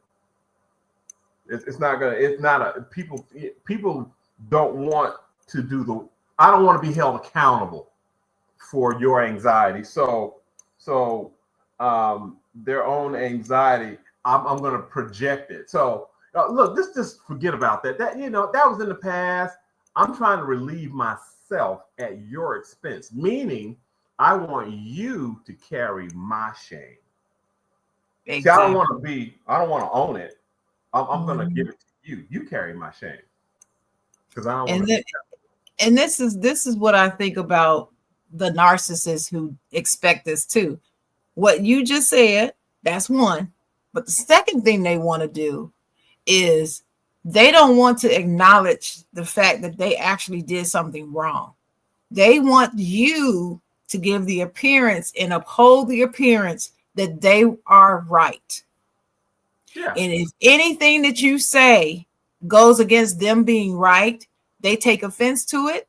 They don't want to talk about it unless you're saying you're right. They don't want to talk to you about it. They don't even want to broach the subject, even though they did the thing, whatever this is, and they want you to perpetuate this lie that they didn't do anything wrong and get mad when you don't do it. And I'm just looking at people like, what the hell is wrong with you? You did this. How are you going to expect me to pretend like nothing happened and we haven't even had a discussion? Next time I see you, we supposed to just pretend like You didn't just do this to me? Right. I Let's can't go back to what we had so that I can relieve myself of the guilt. But what I'm really asking, I'm making you the scapegoat for my shame. Mm-hmm. So narcissists only speak 5 languages: shame, exposure, leverage, force, consequence, and pain. 6. If you ain't speaking one of these 6 languages, what it's going to go in this ear and it's going to jet propulsion out the other. Well, Dennis, what's your thoughts, Dennis? You all right, Dennis? I'm all right. I'm just sitting here thinking about, as growing up, it was people that, and like y'all said, in your family that did things to you, but you'll see them come back around these holiday times, and y'all will be cordial for those moments, or maybe a funeral happened, and then y'all will get cordial again, but y'all never really worked it out. Yup, energy's still there. Energy's there and so thick. People that don't even know who you are can feel it. I had an aunt and uncle like that, and they were like a year apart, and they didn't talk to each other. I want to say it was, like literally have a conversation with each other. I want to say it's about 20 years, 20 to 25 years. Wow. Now, there was family events that went down, and they, their mom and dad had something. They came through for that, but physically sit down and be 20, 25 years. Energy still acting it out. It wasn't until their sister died, which was my grandmother. It wasn't until she passed away. And that's when they actually sat and took a picture with each other. And everybody was just like, you would have thought, Barack Obama just got elected. Where everybody was just clapping and everything, that they took a picture together. And I was like, this is crazy. This is brother and sister here. Like, yeah. And you know what's so bad about it, Dennis? I bet you if they had some conversation 20 years prior, that 20 years never would have happened. Never would have happened. Because a lot of the times when you avoid conversations, your brain fills in the blanks. And you start thinking stuff and you accept it and act on it as what you think is true. And it might be totally untrue. But you're treating the other person based upon what you have in here unfairly without giving them any chance to even give you the evidence that you're wrong. You don't even give them a chance. I'm just not going to talk to you about it. I know I'm right, and I'm going to treat you accordingly, and I'm going to tell everybody I know, well, this person is like this, and this is what they are, and this is who they are, and this is why I don't even be bothered with them no more. 20 years of that. Now, I'm not the one that's going to have a conversation when the block is hot. It's not when I'm going to have a conversation with you. I know. I will wait, and then I'll have a conversation with you and let you know exactly what I was thinking, how I felt. It ain't that long of a wait, though. It's my longest wait has been a year. That's too long. That's my longest wait. That's too long. And see, that's what I'm talking about. And people say, well, Sharon, you can't determine what's too long. Yes, I can. You can. And the reason why I can determine if it's too long for me or for someone else, and I don't even have to be party to the situation. If I can look back across that year and see the damage it's caused because y'all didn't talk, then I can say that was too long. Because if y'all had this conversation you having today on December 6, 2025, and you had it on December 7th, 2024, you wouldn't have had to go this whole freaking year. You wouldn't have had to do all that. And look at what you missed. Life is too short. I'm telling you, I told you I've had I'm now up to, it was like 14 people died during the whole COVID pandemic. Those people are gone, never to come back. Affected by COVID. Okay? Wow. Just COVID. And it's like, I didn't know they were going to have COVID and die during that time. What if we were at odds and had never had a conversation before they died? You feel like shit later. You do. You say ahead of time you won't, but yes, you will. Even if y'all were at odds, even if you thought you were right, you gonna feel some type of way. Yep. If they die like that. You haven't had a chance to make it right. There's no play. You're absolutely right. I would definitely feel like that. Right. So and see, I'm one of those people. I think I'm right, but I will listen to you. And if you can show me I'm wrong, I'll say, you know what? I was wrong. I was wrong. But if we never talk, I never have the opportunity to do that. See, that's the thing. It's hard. It's difficult in the moment because the energy is palpable. I mean, it's just like, you know, can you do it? And see, the thing is, it's going to evoke some other triggers that you've got going on. Okay. And 9 times out of 10, those triggers are probably along the same lines. And I didn't do nothing about those either. So I'm just going to absorb that. And you have to watch the energy you absorb. You have to. That's the part that I feel in that, Lynn. Like, I get into a heated conversation with you. I may say something that may not be able to come back from. Oh, yeah. Right. So right. instead of me going at a heated conversation with you about something like that, no, you know what? I'll eliminate myself from the situation. I'll come back to it. I have no problem with heat of the moment time. I have no problem with that. It don't take you a year to get over the heat of the moment. Well, I said that's my point. That was a year long. Right. But right. we all got different capacities. I know all of them aren't. I'm just saying that's the example I'm sticking with. You can't. It's you got to think about the other person, especially if you're having a conversation with somebody and you say, you did this to me. Mm-hmm. I know you took my pair of shoes that was left at the door at that party. I know you took my shoes. And the person says, what are you talking about? I did not. Yes, you did. Blah, blah, blah, and walks away. So a year, or let's just say it's only been 2 weeks. For 2 weeks now, this person is sitting over there thinking, steaming. How does she think I took her shoe? You mean to tell me that's what she thinks of me? That she believes this about me? Do you know what that does to how a person's heart can break? It, depending upon how close you are or whatever. And then 2 weeks later, y'all see each other and you talk, well, I was told that they saw you, blah, blah, blah, blah, blah, blah, blah. No, I didn't pick up your shoes. It was this right here I picked up. I didn't take your shoes. This is what I had. Oh, I'm sorry. Well, damn it, 2 weeks. That child been beating herself up for 2 weeks. It's not fair. It's just not fair to do that to somebody. Right. All because you want to control when the conversation. That's a control thing, Dennis. And to me, it's not a control thing. I think to me, I'm not gonna say it's a control thing. It's more so let's not make this bigger than what it is. Yes, that's what you tell yourself. Man, you tell yourself. I know it. I know it. I know that's how you feel.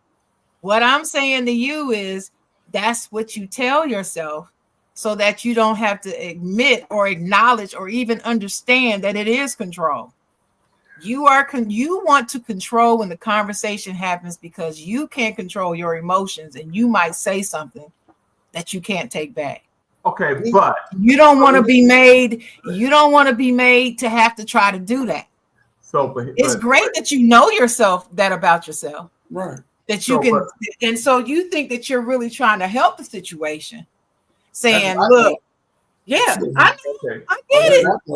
Let me jump in. Let me jump in. So, jump, Glenn, jump. So, parallel escalation, right? You in the heat of the moment, and you both going up, right? The faster you go up, the more your age drops. That's true. Remember that, because you at the height of your argument. I mean, both y'all, and you're going up, and you're going up, and you're going up.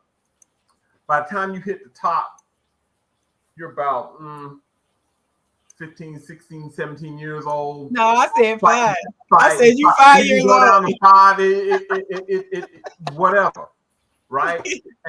and you know it's crazy because once you hit the top of the cycle, then you come back down.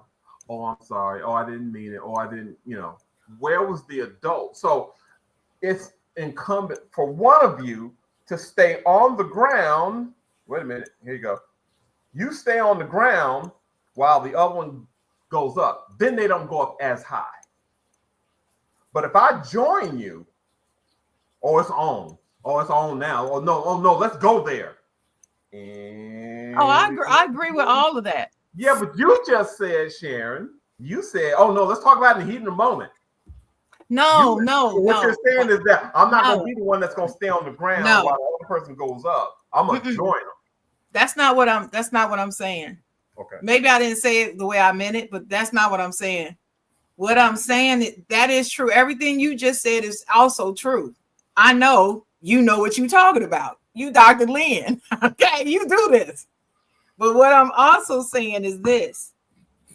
The person who's making the decision to stay on the ground are not always doing it because they understand what you just said and they want to stay on the ground. That's not what they're thinking. That you can't say they that. You can't say that. No. I said some people. I can't say that. Okay. I'm not saying that they're all doing it. I'm saying some people, that's what they're doing. They're not thinking, oh, well, Dennis is up here too. And if I join, we're going to both be the child and go back to 5. They're not thinking of any of that. No. Only thing is they don't want to deal with you right now because they want to control when this conversation is going to take place because they can't control their emotions. They know they can't control their emotions. So rather than do this, I don't want to be bothered. I'm going to come back when I'm ready. Well, and it's about them when they're ready. They don't give a damn about when you're ready. It's about when they're ready. I don't care what argument it is. It ain't worth my blood pressure shooting up 60 points. I don't give a damn who it is. You ain't worth that kind of argument. I would walk away. If I felt that, I'm walking. Yeah, if you can't keep your blood pressure from going up in the heat of the moment, you're absolutely right. Who can? I'm saying it takes maturity. It takes maturity to get there so that you can temper that. And let me tell you, speaking as a person who grew up with a temper, I'm so much better now than I used to be. I was a hothead, could not regulate my emotions. Instantly would go off. I ain't that way no more. Right. I had to grow into this though. It's an acquired. And now, even though on the even though I am angry on the inside, I can kind of control that to keep me from saying stuff that I can't take back later. Exactly. But if I get to the point where I don't think I can still control that, then I will say that. I will say it. But I cannot dog you or chastise you because you want to talk about it now. I can't. Right. The problem I have is when people put that person down and say, well, I'm trying to draw you gotta wait till I'm ready. That's what they always say. You gotta wait till I'm ready. I don't say that. Now those are those controlling people you talk about. I don't say that. That's what I'm talking about. Yeah, those are the controlling people. Now me, I usually just we'll be in a conversation and I don't really like what you think. You know what? You may be right. I may have did it the wrong way.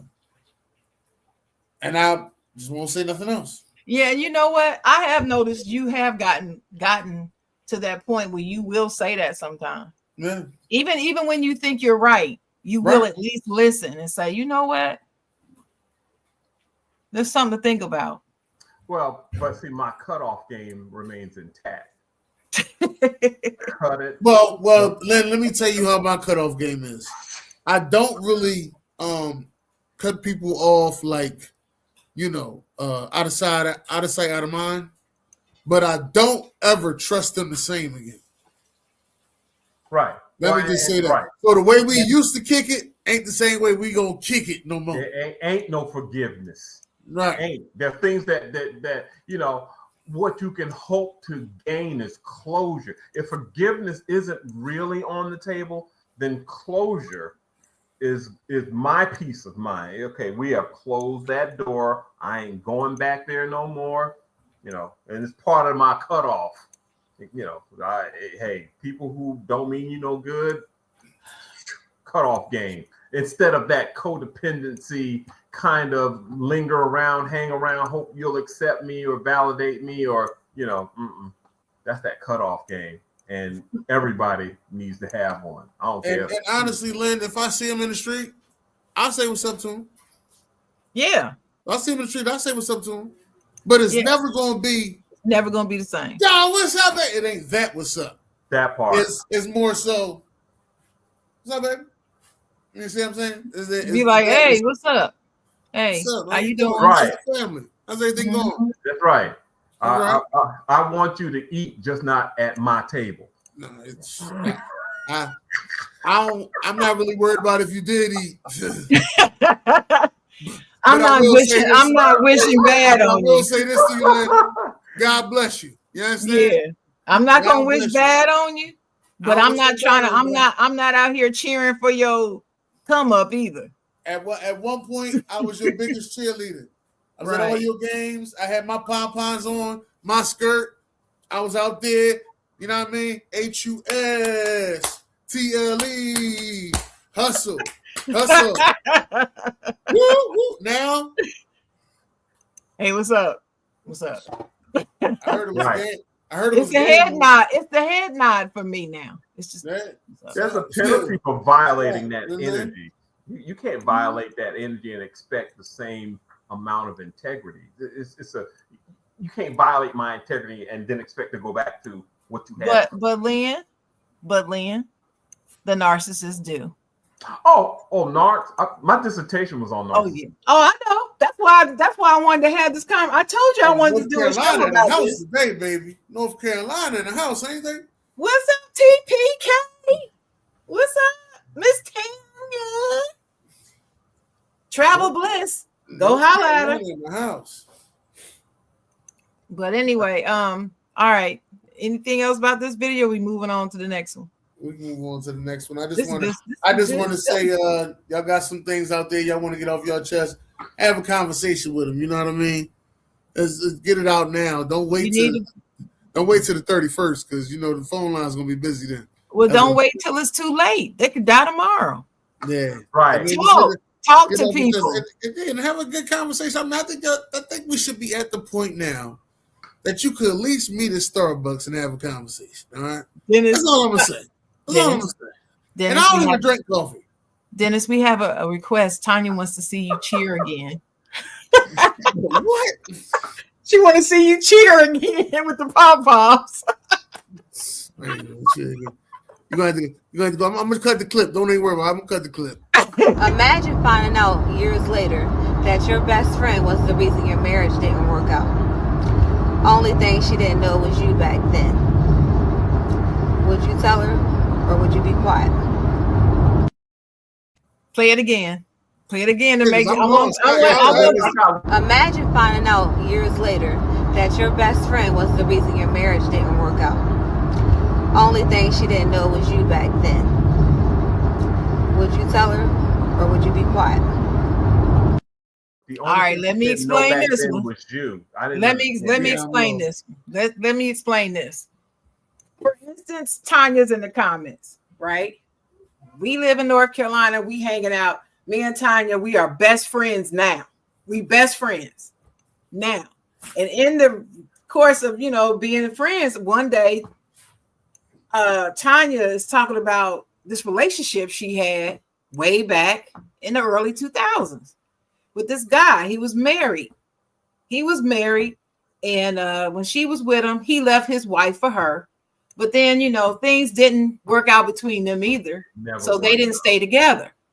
And then in the course of the conversation, I discovered that him was my ex-husband. That was our marriage that she broke up. Air quotes. And so the question the woman is in the thing is asking is, would you tell your now best friend, hey, that was my marriage that you did this to? Or would you keep it quiet? When I first saw this blew my mind. I had never seen a question like this. This is wild. So I really want to know what y'all think. And I'm gonna shut up. This is a woman's question right here. I don't think it got anything to do with us, man. Well, there's something to be said about letting I've been the a dogs lay. side piece, so I can say that. So the side piece normally never win. I've never seen a side piece with a winning record. No. But wow, that's what I mean. But you both rejected the same guy. So what is the point of bringing it up other than to compare notes? That's messy. That's messy. No. The person who lost the husband, he left her. She didn't reject him. He left her for this other woman, and then they didn't work out. But he left the wife. I was the wife that he left for her back then. Would you bring it up? Would you let her know, hey, that was my relationship? Yeah. That was my husband that you cheated with. I was the wife. And y'all best friends? Now. We're best friends now. You see what I'm saying? Okay. I'm using Tanya because I've only known Tanya like what, five years. I haven't known her that long. So she wasn't my friend back then when I was married. She was dating a married man. We didn't even know each other back then. But we know each other now. We're fast friends. We cool. We really cool now. Yeah, I can see the sense of betrayal. I can see the questions coming up from that sense of betrayal. But at the time you didn't know. That is. See, what I find funny is both of y'all. Neither one of y'all got an answer. Like y'all both like. I don't know. My impulse is just to leave it to help. But my impulse is to leave it alone because it didn't work out for either one of you. True, but why? Guy. It didn't. But it why? Didn't Why would that be your first impulse? You think? But if I value the relationship as it stands now, cool.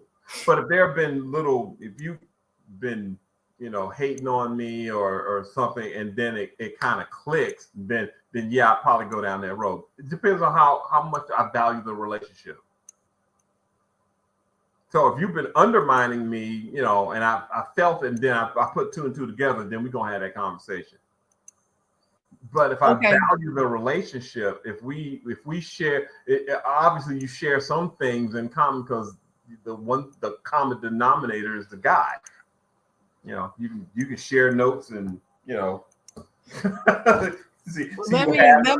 let me read Tanya's response. Tanya said, "I would slowly fade away like Homer in the bushes. I cannot condone that for anyone, let alone me. I just could not look at her the same ever unless she apologized to me. A sincere apology, but still hard. It would take a lot of talking for us to get there, though." So let me add something else to the question that I didn't add before. This is what this woman said. These two ladies now they've both evolved, right? They both have become women of good conscience and different values and would never cheat now, that type of thing. They've evolved. This is 20 years later. 20 years later. Whew. They've grown, both of them. And so now that they're friends, the person who got the divorce is looking at this woman thinking she's such an upstanding person now. That's why she's hesitant to even tell her that it was her, because the her that she sees now, the Tanya that she sees now, is a woman of conscience that would never cheat now. But 20 years ago, that's what happened then. But she's grown since then. Same thing for the wife. The wife is a different person. The ex-wife, Sharon, she's a different person. She's kinder. She knows how to respect men or whatever. She's just a cool chick now, and they became friends because of that. They got that same energy and that same vibe now. Right. So what, to me, that makes a difference. I don't know. Tanya said that's why I rethought my answer. Oh, okay. Sure. I understand, Tanya. But I wasn't saying that just because of your answer, though. I was just filling that in because I forgot to mention that. The person that I got this from, she was doing a Zoom. It was a Zoom conversation with a group of ladies in this group I'm in. And she was explaining because she actually knows the people that this happened to. Right. So that's interesting. I think that the worst thing you can do for someone who's trying to move forward is to remind them of the past. So if I want to, and I've had couples that are going at each other, I said we're gonna stay out the past and move forward, because I don't want my past to be my future. If you keep reminding me of my past, then you're trying to make my past my future. I don't want to go down that road. Trying to make my past prologue. Right. And I don't recommend that, especially, if I'm overcoming an addiction, if I'm overcoming a serial, relationships or, things that in my past, for you to bring that up means it's like, here's a mirror.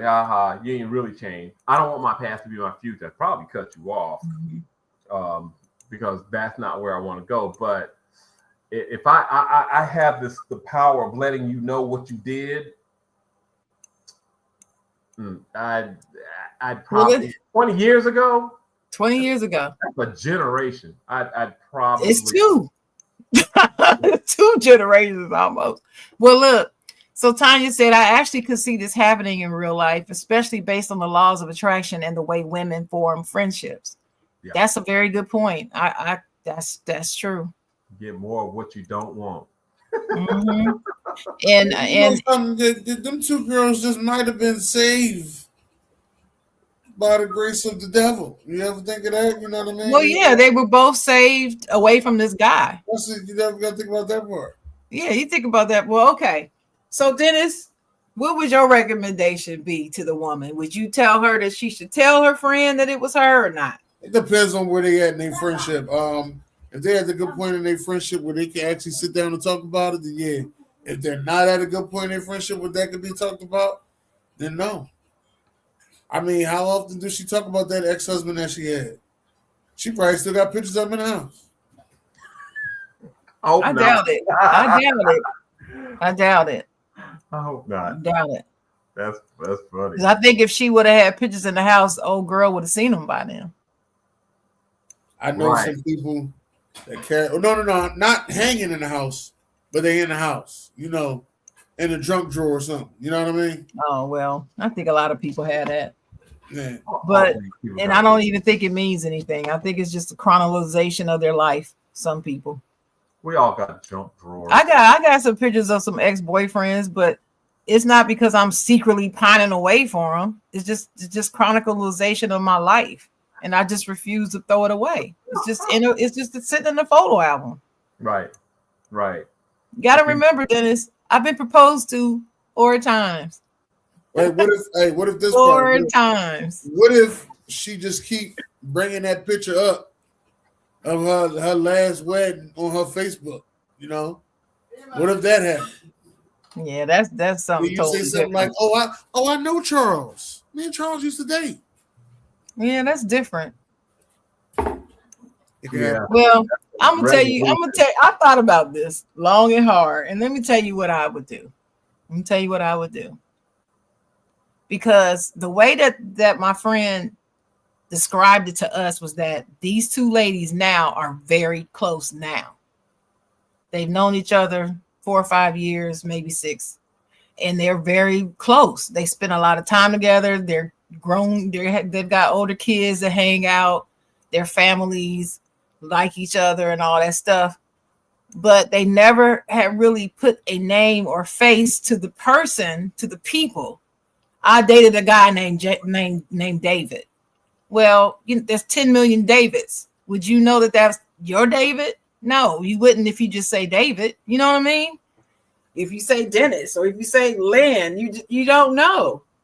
So that's how they, that's why they did not know that this was the same guy. You see what I'm saying? Hey, let me ask you this question though. What if she never got divorced and she's still carrying around the last name? That's something else.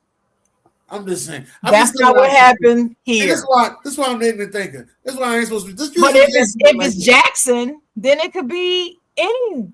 It could be 10,000 David Jacksons. You know how like women do. They don't like to drop the original. I know. But what I'm saying is, do you know how many David? Do you know how many David Jacksons there are? No. But they like to carry two of them. So kind of like Tanya. Tanya got two last names. See what I'm saying? Hyphenated. Like, so when you see Tanya, you just be like Tanya Parker. You wouldn't put the whole thing together. I get it. I get what you're saying. And what I'm saying is that still wouldn't let me know that was the same guy. That's exactly what I'm saying. But when you finally find out, when she throw that throwback picture up there, anyway, you going somewhere. I ain't even going down there with you, Dennis. You always bring it up. Tanya was with Charles. See, but we need some more details. Right. I'm giving no, you don't. I'm giving you all the details. He adding some other stuff. Well, what if? No, that's not what happened. I gave you all the details now. Yeah. They're good friends now. Had no idea that that's who she was talking about when she talked about her ex-husband or whatever. And so she just always said, well, my ex. That was it. Right. So the thing to achieve is closure. Okay, listen. Let me just give my answer so we can move on. Oh, I thought you gave your answer. I didn't tell you what I would do. I told you what Tanya said that she would do. I would tell her. I would have no problem telling her. And let me tell you why. Because I'm one of those people, if I'm tight with you, then that's not something that I would keep from you knowing that you were part of, because I know you now and I care about you now. And I would think that you need to know. And I couldn't be sitting up thinking, and I would be replaying. Oh, well, that's why when that happened back then, she must have blah, blah, blah. And see, then my brain will start going down a rabbit hole that it doesn't need to go. And if I don't tell her, it could actually cause me to start treating her differently without me even knowing it, realizing it. And then all of a sudden, my patience could be shorter with her. And I don't even realize I'm doing it to her. And then she's looking at me like, why has our relationship changed? Well, because I'm over here holding something against you that you don't even know that I know. And so for me, you call up and say, hey, Barbara, this is Shirley. Anyway, I would say, hey, Tanya, guess what? I would be laughing. First of all, I would approach it laughing. And I would say, you're not going to believe this, but, and I would whip the picture out and I would say, was this David? Was this your David? And she'd be like, well, how did you get that picture? That's my ex-husband. What? Oh, I would make a big joke out of it because I would want her to understand two things. I'm not mad about it now. Number one, because I know you've evolved. And number two, I'm not doing what Lynn was talking about. I'm not bringing this up to put this in your face to remind you and tell you haven't changed. I'm bringing it up to tell you have changed, because I know now you would never do anything like that now. The Tanya that you are now, you would never do that now. You took the easy way out. You took the easy way out. That ain't the easy way. What if you was the mistress? Anyway, like I said, in this no, scenario, it's not. See, no, this is why I get to see. Dennis, I don't like the way you took the easy way. See, Sharon, Dennis, this is our I first did not day take back, the easy and way look how out. you I'm did. telling her, Who said I'm you the would've one given that some was the business? wife. And and let me tell you the third reason why, Tanya. Tanya said, I definitely could see you doing just that. Yes, I would. But listen, the third reason why is because of what I said earlier about cheating. Cheating is a decision. Now, if you notice, when I started talking about this in the beginning, I said that this woman was the reason why their marriage ended. Remember I said that? I said that because that's what the woman said on the video. That's how she framed it.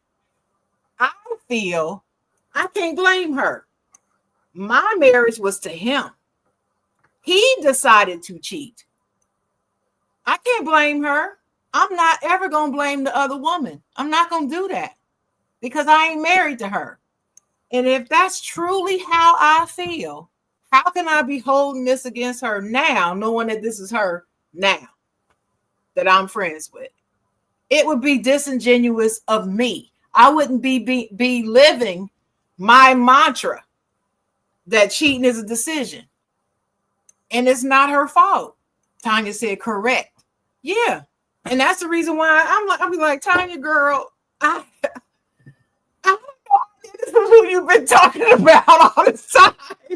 And that I've been saying that's my ex. I never said that his name was Jaquan. I just said his name was my ex. You know what I'm saying? I just don't like the way you took the. I don't like the way you took the. You took the high road on that. That's not the high road or easy way out. There's no reason for me to be mad at Tanya. There's no reason for me to be. I was not married to her. Lynn, I was married to him. Come on, Lynn. You let me out. You gotta let her know she took the easy. No, he's agreeing with me. He's agreeing with me. He was supposed to answer that as if she was the mistress. My vow was with him, not her. That's what Tanya said, and she is 100% correct. We can go down 1,000 different branches. A bunch of what. Lynn, we was thinking about being a mistress here. That's what we was thinking about. Well, she was a mistress. Right. She but that was 20 years ago. Of the deal. That wasn't the parameters laid right. out. How do you bring that up to a woman who lost her husband and you're the mistress that made them lose their husband? That's the biggest part of the question. Not the married woman that I found out who the mistress was. But that's how the question was. That's how the question was asked, Dennis. I didn't control that. That's how she asked it. She asked it as if you were the one who got divorced. I'm getting my chocolate girl. From the point of view of the mistress. Okay, I think you took the easy way out on this, Dennis. No, I did not. I don't like it. All right. Well, I didn't take the easy way out. That's your own. That's your own filter making you think that. I need you to give both sides of the story. All right. I don't like it. I don't care what you don't like. She didn't ask that. See, we're going next video. We're gonna get the next video. But I can answer that if you want to know. If I was the mistress, how I would answer. I would, if I found out that she was the ex-wife. Yeah. Now in that particular case, I may not mention it. Oh. I may not, unless I know for sure that she holds the same standard that I do. That it's not the mistress's fault. If she's one of those women that blame the women, I don't think I would tell her. But if she's like me, saying, no, cheating is on the man, it's on the married person who decided to cheat. Man, woman, that cat, dog, I don't care what it is. If they decide to cheat, it's on them. If I know that this woman holds that same value, I would have no problem telling her. I would be very gentle with it. My conversation and my tone, everything would be different. I don't think I would be making as much of a joke out of it. Okay. As I would if I was the one that actually was the married one. Well, I would like to thank you for that, chocolate girl. See, I'm serious. It all depends on that. Now, if she is one of those, I can't stand that hoe. whoever that bitch was, I hope she dead in the side of a, you know, there are people like that. I hope she's on the side. If I saw her bleed on the side of the road, I keep on driving. If she's one of those type of people, I would never tell her it was me. That's why I brought up that girl still holds on to the, you know, the last name, and you know what I mean, she still bring her picture up on Throwback Thursday. That's why I brought all that up. Anyway. We're gonna go to the next video. Let's get to the next video. Her mama, Keisha, the woman I stepped out with, she passed. This is my daughter. I know I messed up, but she ain't got nobody else. You really brought your side baby to my front door. She ain't got nowhere else to go. I didn't know where else to bring her. Bring her in. Play it again. Her mama, Keisha, the woman I stepped out with, she passed. This is my daughter. I know I messed up, but she ain't got nobody else. You really brought your side baby to my front door. She ain't got nowhere else to go. I didn't know where else to bring her. Bring her in. So in case they're having trouble hearing it, the guy had a side baby. That's his wife. That's their two kids looking. Yeah, like fences. Yeah, this is just nothing but fences. Say like fences. That's what you're about to say. And, I was about to say like fences. I was. The side woman died, and he's got this baby, and now he's bringing the baby in the house to raise. And she's the wife saying, "Okay, we'll bring her on in here." So the question in the group was, "What would you do? You accept the baby?" I would do the same thing. It's not the child's fault. It's not the child's fault. I'll do the same thing. Not the child's fault. And how would you explain it to the kids that's looking? That's their brothers. That's their brother sister. Well, it takes more than that, Dennis. You can't say more than, hey, this your brother. Hey, this your sister. It depends on the age of the kids. So let's get that out of the way. Well, you saw them. What they look like? Do they look old enough to have a conversation? They look like 5 to 6 years old. Yeah, they don't look like they old enough that. They was looking. I treated just like it was 1973. That's your brother and sister. That's your brother and sister. That's a different conversation. That's a different time. They just told you something and it kept going. And you ain't find out what really happened till you got grown. You know what? That's exactly how I would do it. That's a brilliant point. Because we ain't find out what really happened till you got grown. Lives. We got family members. We ain't know that they wasn't even family till we was grown. Facts. Because that happening here in 2025, that's a different ramification versus 1975. OG, why you keep saying no comment? What you got going on over there? This is the second time I see you say no comment, OG. Well, Lynn, what would you do? Woo. If that was your sister, what would you tell her to do? If that were my sister. Your sister came to you and said, Lynn, I need you to tell me, should I take the baby in or not? I don't want to hear nothing. Just tell me yes or no and tell me why. And whatever you say, I'm going to do. I'm going to have to give it a good bad. Okay, that there's me as the brother, then there's me as the professional. Me as the brother, how do you feel about raising another woman's baby? I have to ask the question because that's going to be, can you do that? Because that is society. I mean, you stepped out, you violated, because if you reverse the situation, see, and it's different from man to woman, from woman to man, it's different. Because if my wife came home, I'm carrying another man's baby, and he dropped dead. You accept this baby. Ouch. See, it has a different energy. You can feel it. So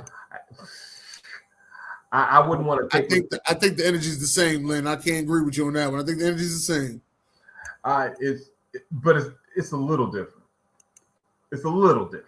You in the South, it's a lot damn different. Who got pregnant? Who's the side chick and who's the baby, or who's the side piece?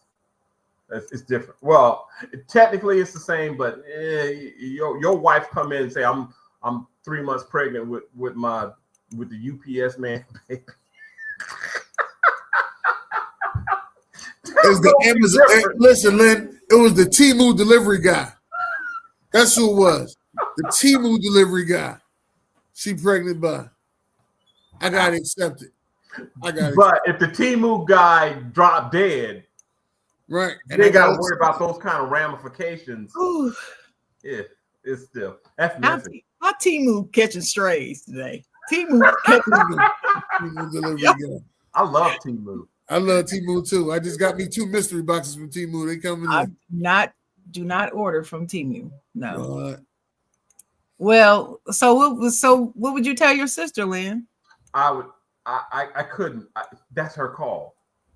No, she wants you to tell her what to do. You got to tell her. No easy way out, Dennis. You can't let him take the easy way out. You didn't let me. You ain't taking no easy way out, Lynn. I will tell you what I would tell my sister. I would give her the good, the bad, and the ugly. And I would tell her, now you got to take that baby in. At the end of the day, that's your child. That's still your child's brother and sister. And they're going to want to know what happened to their brother and sister. Okay, so Sister, I got my answer. I would say not do it. I would say not do it. And the reason I would say not do it is because I future cast. On down as these kids start to grow together and all that stuff, all of that stuff is going to come. The little nitpicky moments that child's going to have to endure because of something that was not their fault. That's going to happen. You know, you picking my baby over these babies. No, don't have anything to do with it. That's cruel. Now you if you're gonna force, I don't even think you should be that type of person. At the end of the day, that should be you raise that baby. Let's see. I don't know. Maybe that's just me. That's just me. I'm just gonna tell you me. You shouldn't be that type of person. You raise that baby, so that's your baby. At the end of the day, the kid's 5 or 6 years old. They don't know that that's another man's baby. So only people that know that is y'all two in the house. But what are the ramifications of that kid growing up? The kid's gonna grow up in the same household. Right, and that's drama that's going to unfold. Doesn't have to be. It doesn't have to be, but can it? It would be fair to the child for the child to have to endure that. It's going to happen. No, not necessarily. I don't think so, Lynn. I'm about to say I don't think that's guaranteed. I've seen people taking kids a lot, and I see them let them kids just like. All right, let me get my answer quickly because it's 12 o'clock. I know we didn't start the 10:20, but listen, my grandmother raised 2 kids that were not my grandfather's. It wasn't like my grandfather cheated on her.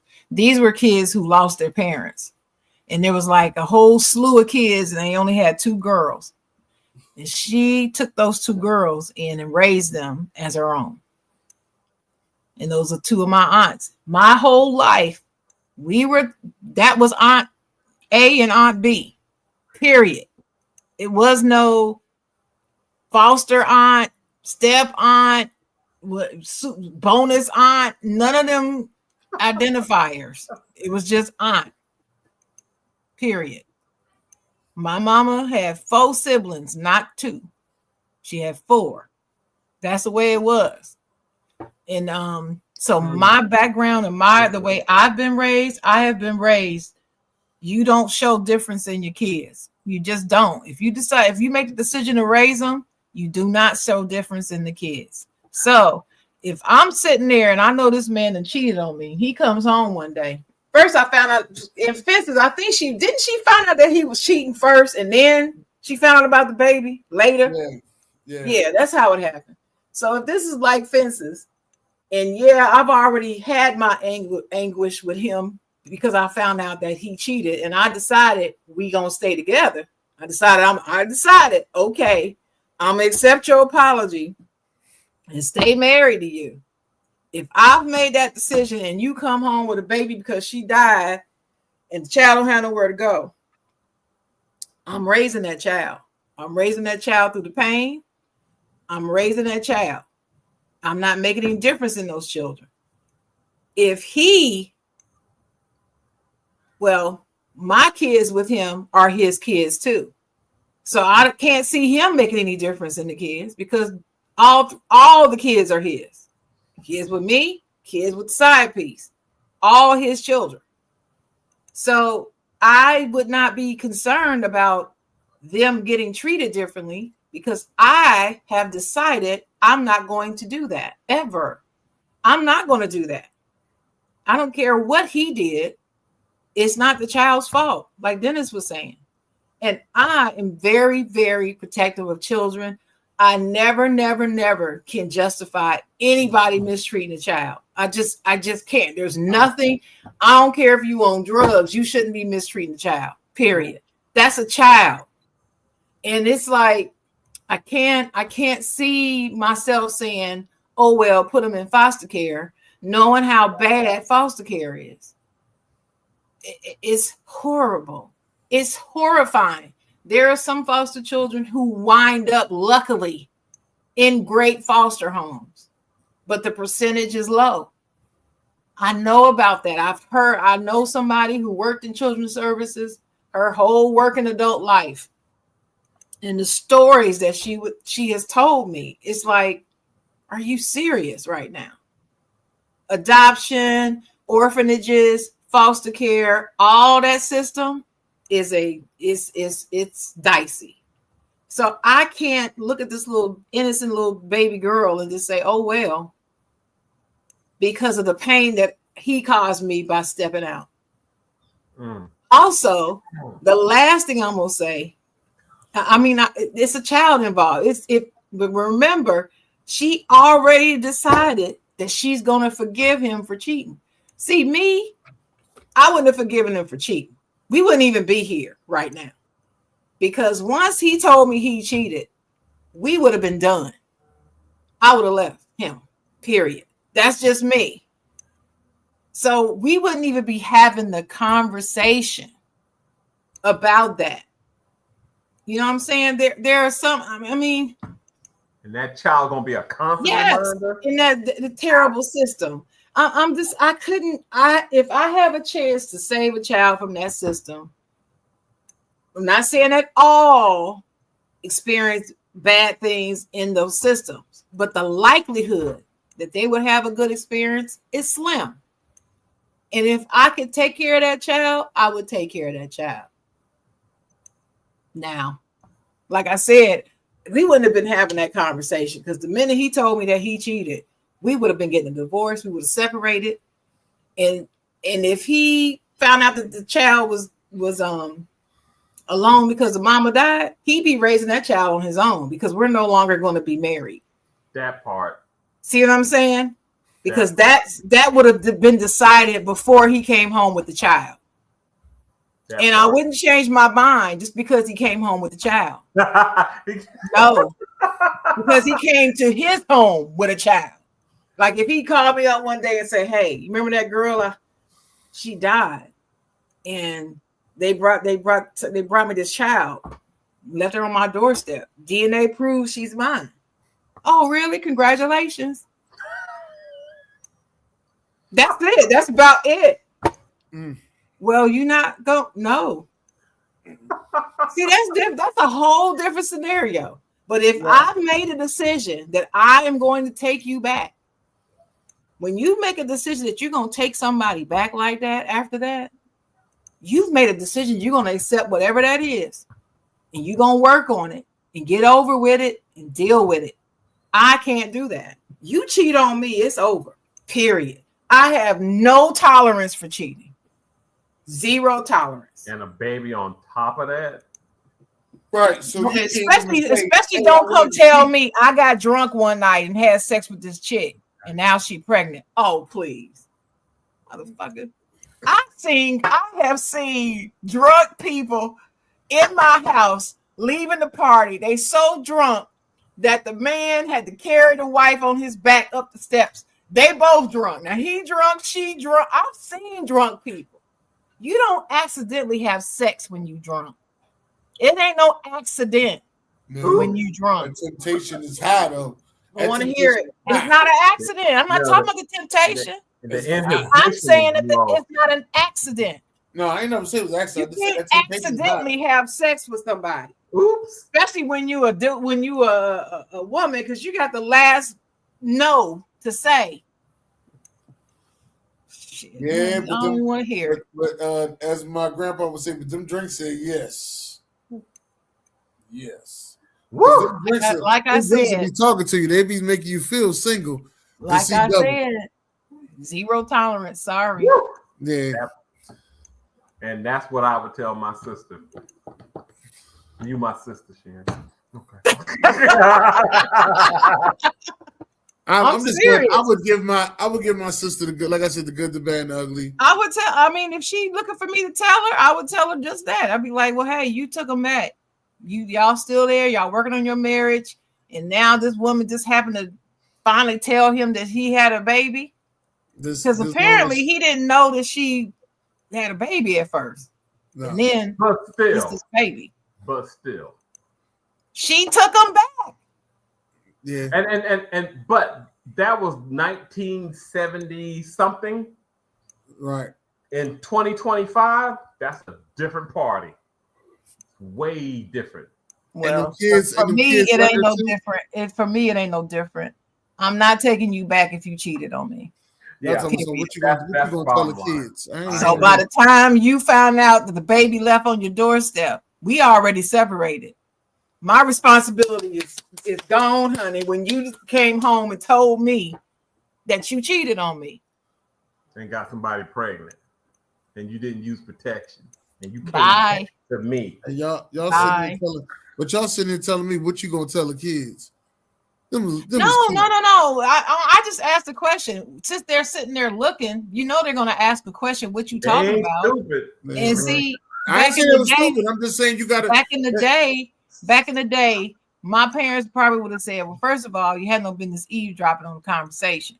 Right. That's one. Air hustling. Okay. That's going two, don't you worry about it. We just gonna be taking care of this little baby. Her name is Shanquilla. She's here. Ain't nobody named him Shanquilla in 73. No. It would have been an Isha. Anyway, Shanquilla. Her name is Roxanne. Okay, Roxanne. Roxanne. Yeah. It's Roxanne. And that's your little sister. Anybody ask you? That's your little sister. That's your little sister. Period. That's a tough choice. So now in 2020 I probably, since they were that little, I would probably just say, hey, your father brought this little baby home because her mama died. I wouldn't talk about the affair or none of that. I'd be like, her mama died and she don't have any family, so there's no place for her to go. So we gonna raise this child. So this is your new sister. You would have said that in 2025? Yeah, now. I wouldn't have said that to a 6-year-old. Never. I would. Never. Say the child don't have nowhere to go. We gonna raise him. This your new sister. When did you find? At what age did you find out that your aunts wasn't related to you? Oh, I was young. I was a little girl. I was young. But see, the first thing, they were high yellow. Like high yellow. Look nothing like my mama, aunt, or uncle. Right. They were all darker brown skin. Right. And so they look different. So, I mean, they're not going to wait. We weren't too young to tell us because we could see there was a difference. I could see. And it wasn't like we asked the question, why they look different. We didn't do that. It wasn't like that. It was just told. The story was told to me. I want to say I might have been about 4 or 5 young. I was probably about 5 years old. Because see, our family is different than most. We are the family on my mother's side. We used to sit at the dinner table and talk. The old people and the young people all in the same room. And we were at the same table? Listen, same table, same room. What? And we would be sitting there listening to them tell stories. And I mean, I come from a family of storytellers. They could tell some stories, boy. My grandmother was something else. You hear me? She could tell a story. And then when you have my mom and her sister and her brother sitting there adding their part on what happened, and my grandfather, before he died, he didn't say much, but he would just be. And then she said, remember Ernest? Something, he would say whatever, but he died in 1974. So he died a long time. I was young when my grandfather died. That just hurt. But anyway, so we would sit at the table and they would tell these stories. And this is how we would learn about the family. We would sit in the, now we knew when there was time for us to get up and go in the front room when they wanted to start talking about adult stuff that we didn't need to hear. Okay. They would tell us, they would let us know, and then we would go on in the front room and we wouldn't hear what they talking about. But for the most part, right after we would finish eating and while we were eating, they would be talking and we're listening because you seen, not heard, you're listening. You're not interrupting them except to ask a question about what they're talking about. Kids we were very, very respectful. We listened to what they said. And so I learned that early. I was really young. Yeah. And it didn't hurt us to know. It wasn't like we knew the details behind what happened, but we knew that she took those two girls in and raised them, or I should say they, and raised them. They raised them like their own. Period. So that's what shaped me. And I know me. If I could afford to take in a child, a foster child right now, I'd have one. I definitely would. Yeah, well, I'm just here to tell you, tough scenario. Some of the family members that I thought was blood related, I ain't find that out till I was about like 13, 14. They wasn't blood related. That was your play cousin. They live 2 doors down. Yeah. I got a few play cousins. Treat them like family. Still treat them like family. Still say what's up, cuz. That's right. Still, because family doesn't have to be blood. No. It doesn't have to be blood for you to consider them your family. Yep. Like I can speak about somebody, I know that firsthand. No blood relation, grew up next door to us. Yep. She's our sister. That's it. Yep. There you go. Next question. It's like she's our sister. All right, let's get to this last one so we get out of here. It's the last one, and we getting out of here. Last one. Healing the inner you causes for you to forgive yourself and forgive the people who hurt you and not expect them to ever say sorry. That's healing. Say it again. Do it again. Healing the inner you causes for you to forgive yourself and forgive the people who hurt you and not expect them to ever say sorry. That's healing. Right. How do you get to that point though? A lot of people can't even get to that point. The real flex is not needing an apology. That's the real flex. So, but how do you get there? You really, most people have never, you took 100% of black people, less than what? I'm going to be generous. Maybe 20% of them have ever seen or talked to a therapist, a counselor, a coach. You got 80% of folks out there floating around who can't get out of their own head about how to handle stuff or who to go to or to actually talk to somebody. But that inner child work, it's beautiful. I've done it. I had to do it. So that I could address it in other people. So yeah, inner child work is when I say how do you love yourself, what I'm really asking you is how do you love little Lenny? How do you love little Sharon? Because I guarantee you they in there and they helping you make decisions.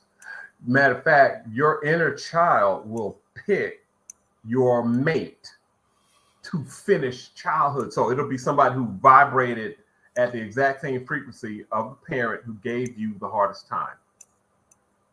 You will be drawn to them like a flame, a moth to a flame. You be in a room full of 100 people. You ever done this? Who is that? No. Who is that one right there? You're in a room full of people, but you dial in on that one person who vibrates at that frequency of the parent who gave you the hardest time. That's not gender specific. I could be attracted to a woman like my dad, God forbid, because he was the parent that gave me the hardest time.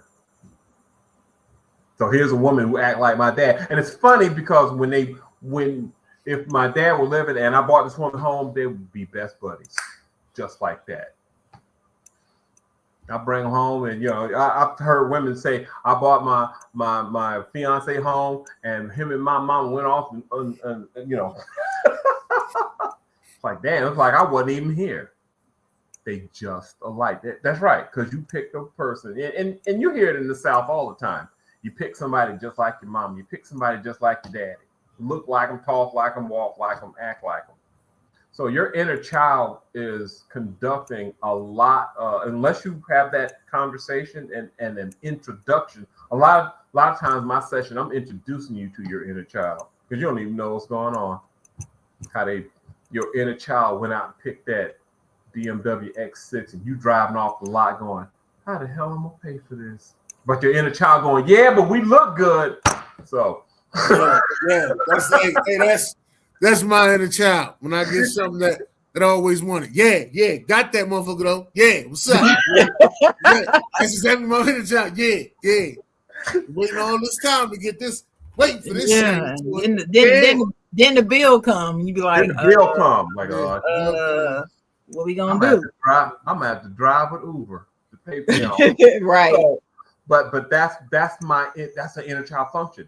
And I've seen people who ain't never. You swap in and out during the course of a day. You will swap in and out of your inner child and your adult. Can you stay in your adult energy? See that part. And if I got a mate who constantly is in her child energy, it's gonna bring up my child energy, and we going at it. We going hard in the paint. That's your child, my child. And then again, you do that parallel escalation. The children go up, the age drops, and here we go back into the cycle. So now you understand the inner child driving a lot of your conversations, it's autopilot. You don't know. This is a really fucked up place to be. You don't know that your inner child's running the show. That's about 20 seconds. Right. But what do you think, Dennis, about what she said about forgiveness? When forgiving yourself, a lot of people can't get out their own mind. So that's why I said, how could you get there when there's a lot of people out there that's stubborn, that don't think that they have an inner child issue? Or there's a lot of people out there that believe that what they've done is the right thing. How do you get those people to believe that they actually do need to start talking to their inner child and do need to, forgive themselves and, move on in life? It's hard. Well, I can speak for me. It does require work. Tanya said it best. It takes prayer, self-awareness, emotional intelligence, and living in reality. It also takes in addition to emotional intelligence, it just takes maturity. Because if you're not mature to accept it, you won't know what it is still, and you won't know how to handle it.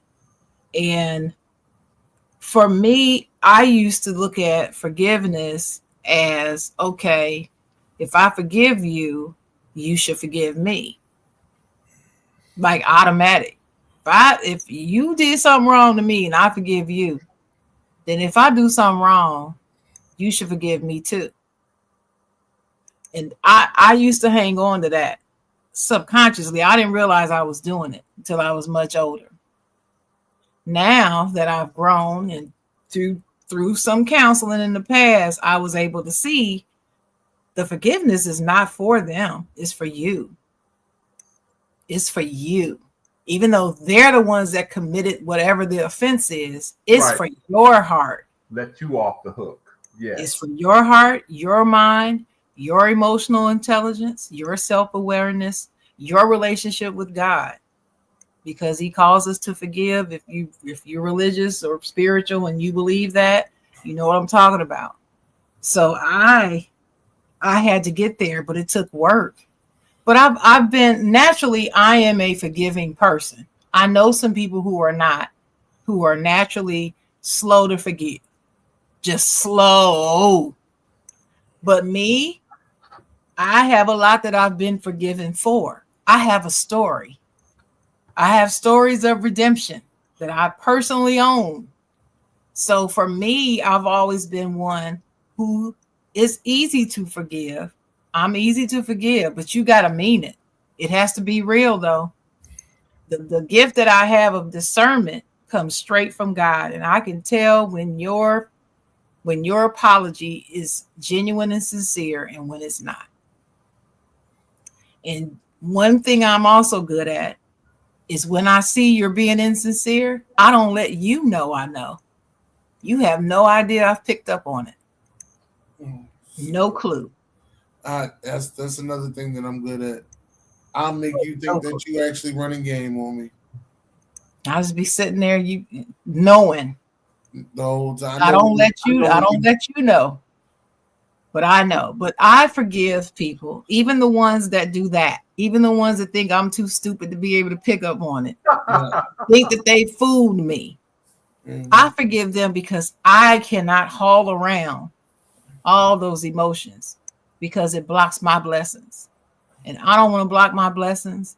I don't want to block my mind being free to dream again. Because remember, several years I stopped dreaming.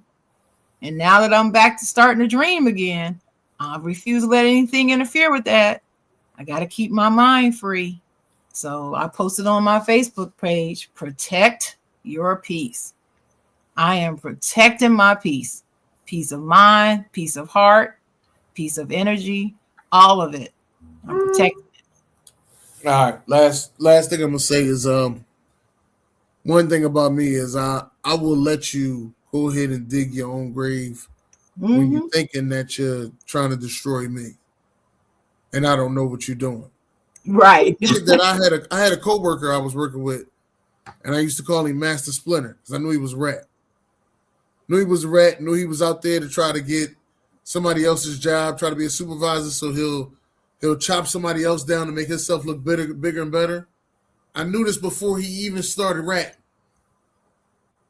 I knew that before he started ratting because of the conversations that we had about how he was at his last job and the way he let that slip up. And I was like, oh yeah, he gonna rat to try to get a bigger position. Mm-hmm. He ratted his way right out the job. Because he didn't just want that's what happens. Supervisor position, he wanted the head guy's position. Right. And you want a position for the money. You don't want the position for the leadership. Right. You don't want to take that responsibility. Right. Best leader is always the best servant. I can't lead you unless I serve you.